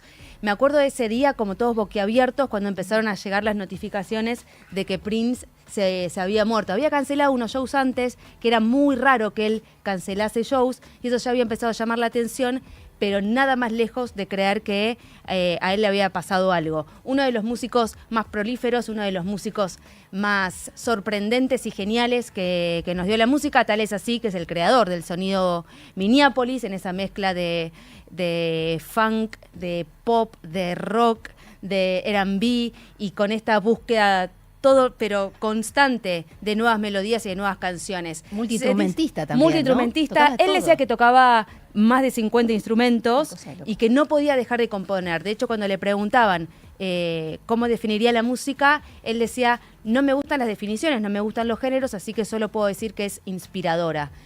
No podía parar de componer, no podía parar de escribir, no podía parar de dejarnos un montón de material. Tal es así que ayer se estrenó una canción inédita, una canción que había grabado en su momento Celine Dion, With the Tear. En 1991 la había grabado Celine Dion y ayer salió la versión original, como él había craneado esa canción, y se dice que van a ir saliendo nuevas canciones inéditas de Prince en este homenaje que recién empieza por los 10 años de su partida. Él vino a tocar una vez a la Argentina y quien estuvo a cargo de la producción y quien lo trajo finalmente a Prince a Buenos Aires fue nada más ni nada menos el que trae a todos los grandes, Daniel Greenbank, con el que tenemos el gusto de hablar para recordar justamente qué fue lo que pasó en esa noche tan especial con Prince en nuestro país. ¿Cómo estás, Daniel? ¿Qué tal? ¿Cómo va? Muy bien. ¿Qué es lo primero que recordás cuando te recordás a Prince? ¿Qué es eso? Fue 3 días que estuvo allá en el 91, enero del 91, muy intensos y que dejó muchas anécdotas por lo intenso, por el personaje, más allá de el genio increíble, uno de los grandes genios del siglo XX de la música, pero también un personaje con todo lo que genialidad y qué sé yo, y atipicidad de personaje que podía ser su dimensión y que dejó muchas anécdotas en pocos días, ¿no? O sea, fue muy rico en anécdotas porque vino en ese enero del 71, venía de Brasil, venía con una banda extraordinaria, The New Power Generation, Y en realidad llegó en ese entonces, en enero, en Buenos Aires, estaba casi todo cerrado. A Prince le gustaba en las giras en general salir bastante. Entonces está la anécdota de que no había nada abierto y que fue a la Casona de Lanús. Un lugar Después, impensado si uno piensa en Prince Sí, en la pero Casona de aprobado Lanús. por ellos, aprobado Sí, por, sí. porque cuando yo sugerí si querían ir, mandaron antes a los custodios para ver si les satisfacía y les gustó y fue y estuvo esa noche ahí. Después, el día del show, lo que fue muy impresionante, más allá de esos 73 o 78 minutos extraordinarios, que fueron cortos, pero todavía se hicieron cortos por lo extraordinario que fue. Hubo una prueba de sonido de los que los pudimos ver de más de 3 horas, tocando, para mí, de lo mejor que tuve oportunidad de asistir y ver. Me acuerdo que en ese entonces pues mandaron habíamos armado River Sí. de espaldas, no, de espaldas a la tribuna Belgrano, mirando a San Martín, no detrás de un arco como se arma habitualmente. Ajá. Era un festival de 3 días y cuando él básicamente lo que le interesaba y que lo había pedido explícitamente era una fiesta que se armara después. Y yo creo que soy de la idea, más que hay muchas teorías que estaba molesto, todo esto, la realidad es que Prince lo que quería era irse rápidamente a la fiesta. Es más, para maquillarse había reservado, nos había hecho cerrar una peluquería o abrir, porque era un lunes a la noche, Ajá. para ir a maquillarse con iluminación apropiada, para ir a esa fiesta. Y bueno, fue un caudal de anécdotas que con el tiempo se fueron incrementando y como fue la única vez que nos visitó, quedó bastante en la memoria colectiva De ese todos. breve show, esas anécdotas, eso que fue a la Casona de Lanús, que después, a raíz de las discusiones que tuve con la gente que lo representaba, por tan corto el set, y la fiesta no estaba por contrato y él se remitió al contrato, yo dije, bueno, en el contrato no tampoco dice que pues te remitís al contrato, el contrato no dice la fiesta está cancelada, no puedes hacer esto, sí, que vamos, y nadie se animaba a decirle a Prince que le habían cancelado la fiesta, No. y de hecho no había nada abierto, si el domingo era difícil de ese enero, ese lunes era mucho más Menos. difícil, el único lugar que habría abierto era Shampoo. Y lo llevaron y Prince jamás se enteró que fue a Shampoo. Fue una fiesta muy bizarra, bajo todo punto de vista. Pues se juntaron desde... Prince era el sex symbol de la época, Sí. era no sé. Y a su vez estaba todo, digamos, los pseudo celebrities de nuestra sociedad ansiosos de ir a la fiesta con Prince, plus se juntó con el local nocturno que tenía su chica que trabajaban y que no lo cerró, por lo cual fue No, me muero. una fiesta muy, muy bizarra, por decirlo y describirlo de una manera singular, pero muy, muy especial y no puedo dejar, obviamente, como tipo que ama la música, de reconocer su Talento. inmensa obra, pero inmensa, Sí. inmensa, de las más grandes, porque aparte era muy prolífero. Bueno, viste que dicen Aparte en su fue casa más, que siempre está esto de que en su casa dice que está esa famosa bóveda donde están todas sus obras y que hay quienes dicen que hay infinidad de obras escritas y que podíamos tener canciones de Prince para publicar de acá a muchísimos años más. Sí, porque hay que entender que él vivía en su estudio, que es hoy un museo, por lo cual grabó y era un tipo muy prolífero. De hecho, no encuadraba en los esquemas de lo que era en esa época grabadoras. Recordemos que era épocas de analógico, no digitales, donde se puede subir constantemente temas, por lo cual no daba abasto de publicar, y la cantidad de obras que ha compuesto es extraordinario, extraordinario. Y a la vez todas las cuestiones peculiares, ¿no? Como que en algún momento no quería que más que lo llamen Prince. Era muy gracioso, yo conocía al manager en esa época, que cuando lo llamaba por teléfono, atendía a la secretaria y decía, hola, ¿quién habla? Y cortaban, toc. Entonces, segunda vez llamaban. Estamos hablando de teléfonos fijos, no Sí, de sí, sí. celulares, ¿no? Porque no identificaban llamadas. Entonces, hola, ¿quién habla? Volvía a cortar, tac. Y entonces ahí se daba cuenta que era Prince, entonces, hola, ya le paso, y le pasaba con el manager. Bueno, como este tipo de anécdotas de todas las cuestiones de, imagínate a alguien que no tenía nombre, se definió como que lo llamen por el símbolo, pero tampoco tenía símbolo el nombre, en el símbolo Claro, tampoco tenía nombre. el símbolo era la mezcla del símbolo femenino y masculino, pero que era impronunciable. Sí, sí. O sea, En realidad lo llamaban el artista llamado en algún momento Prince. Claro, O antes sea, conocido como Prince. Era como el artista era el nombre y en algún momento llamado Prince sería el doble apellido, qué sé yo.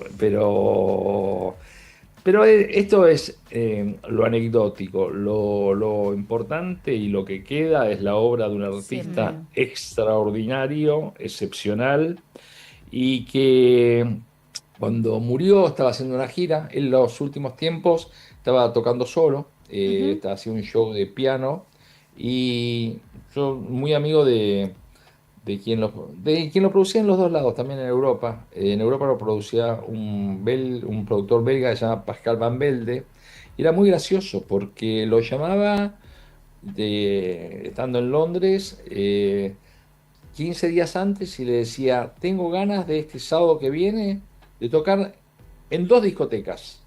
Armarme 2 discotecas, no una sola. Quiero quemarme 2 sets en 2 discotecas distintas para tener 2 públicos distintos y con 15 días de anticipación. Obviamente iba a lugares muy chicos porque tenía ganas de tocar simplemente, y con solo anunciar en la radio que Prince iba a estar en ese lugar se agotaba rápidamente. Claro. Pero siempre fue muy por fuera de las reglas de lo que se llama el establishment del negocio, se manejó siempre, fue un marginal, pero con esta genialidad y esos shows que armaba en discoteca, como estaba tan así improvisado, había shows que duraban 45 minutos y había shows que duraban 3 horas y media y que cerraban la discoteca con él.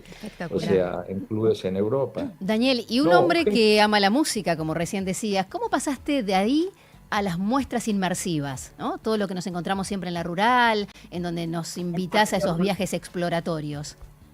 Un poco fue la evolución de cómo se fue concentrando en las grandes corporaciones, todo lo que es las grandes ligas de la música internacional. Estamos asistiendo en estos momentos en Estados Unidos, inclusive a un juicio muy grande con Live Nation por monopolio.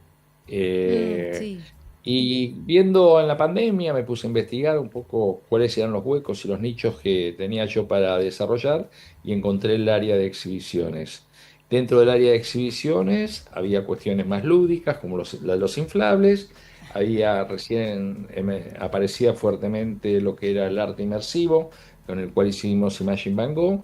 Pero después la evolución nos llevó a todo lo que es realidad virtual aumentada o metaverso, que son con estos cascos en un espacio donde ya llevamos 3 muestras, en estos momentos en cartel con 2, una de Egipto, que nos remonta al antiguo Egipto, 2500 años antes de Cristo, otra la Edad Media, la última fortaleza, que habla del periodo de la Inquisición, interactivas, en uno se ve cómo se construyen pirámides, en otro cómo eran los castillos en la Edad Media, la persecución de las brujas.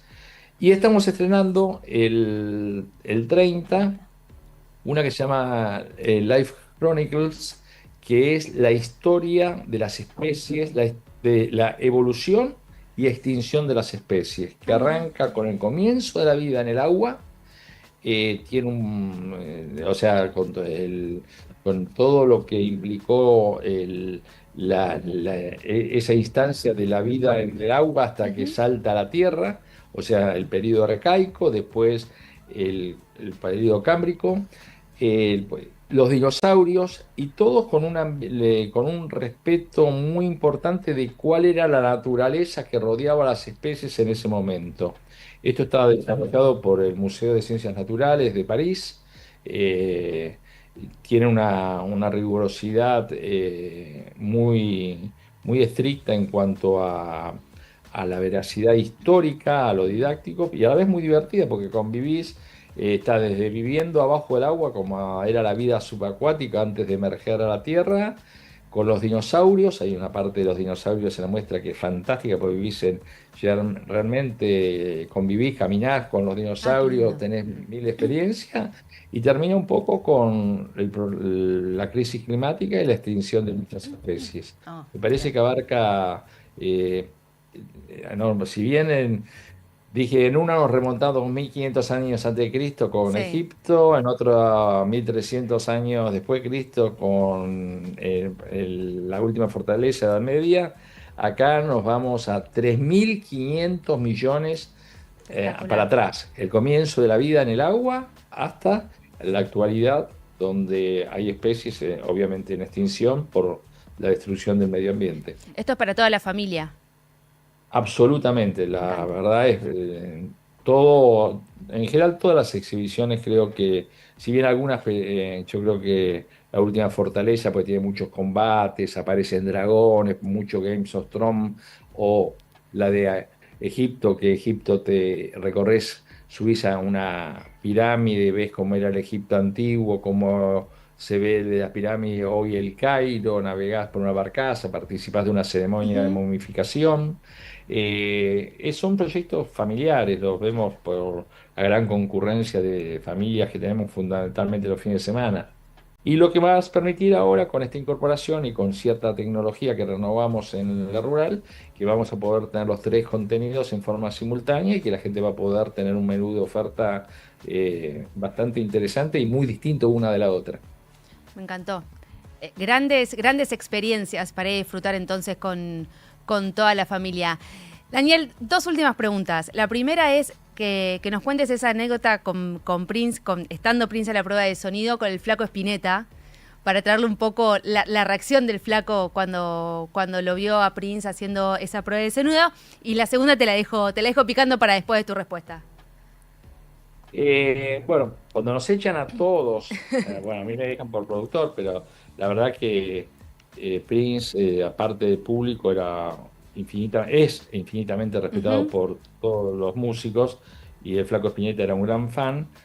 No lo escondimos, vuelvo a decir, armamos de espaldas a Belgrano mirando la San Martín, y enfrente de la San Martín había unos baños, y se escondieron todos detrás de los baños y estaban todos arriba, se pusieron como unos tablones y todos miraban por las ventanitas y escuchaban desde ahí escondidos esas 3 horas fantásticas e inolvidables para los que lo pudiéramos ver. Por lo cual, el Flaco, que era un gran fan, lo pudo disfrutar esa prueba de sonido, aparte de haber visto el show, ¿no? Aparte de grandes violeros los dos. Sí, obviamente, de distintos estilos, dimensión, pero lo que sí podemos definir como 2 grandes genios. Sí, tal cual. Y la última pregunta, Dani, para cerrar es, viste que se estuvo rumoreando tanto acerca de la actualización de la página de los Stones, y cada vez que uno tiene una duda acerca de si hay alguna posibilidad que de los Stones vuelvan a nuestro país, la persona a preguntarle siempre sos vos. Sí, yo respondo siempre lo mismo, no hay nada. Es más, cuando me preguntaban y los Stones decían que el sábado 11 iban a hacer un gran anuncio, le decía a todos, esperen el sábado 11 que los Stones se van a decirlo oficialmente. Y el sábado 11 dijeron que en junio van a sacar un disco, por lo cual no anunciaron nada.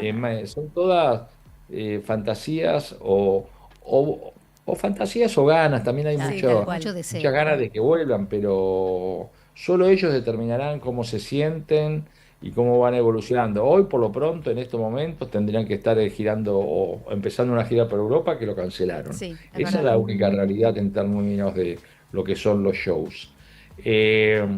Por lo cual, más que eso, yo no puedo decir nada más. Es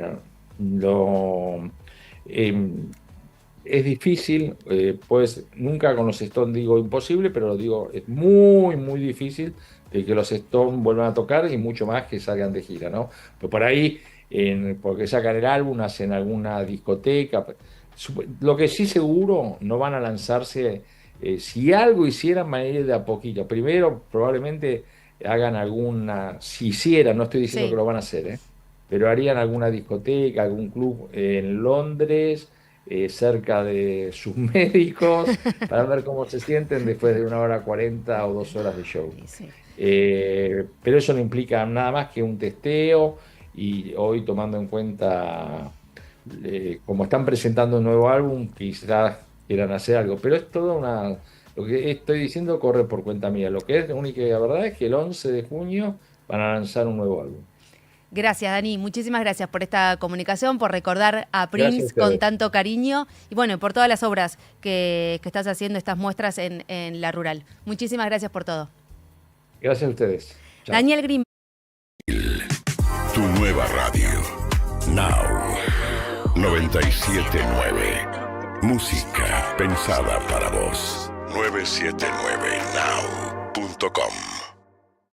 En las mañanas de Now, Juan Pablo Barsky y Eleonora Pérez Caresi te dan su punto de vista para una realidad un tanto cambiante.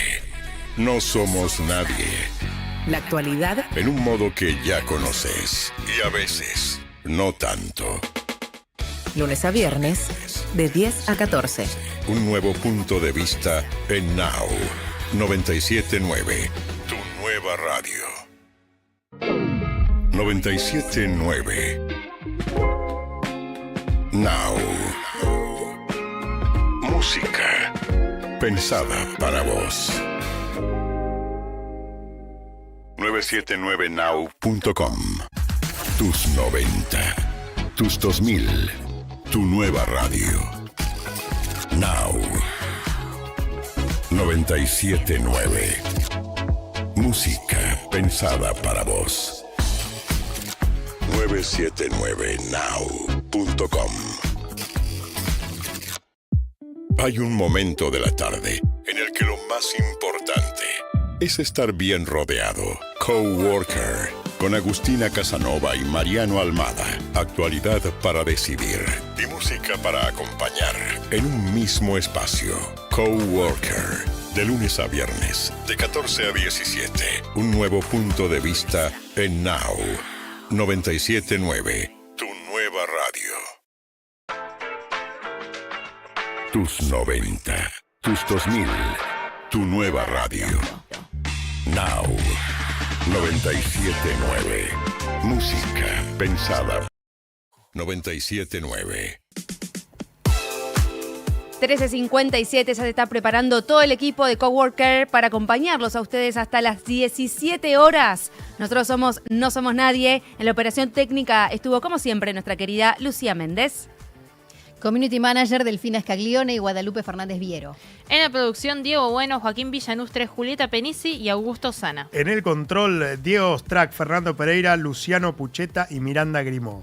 Mañana a las 10 de la mañana nos vamos a encontrar como todos los días de 10 a 14, a las 10 en el arranque con nuestro capitán, el señor Juan Pablo Barsky. Nosotros fuimos No Somos Nadie. Hasta mañana.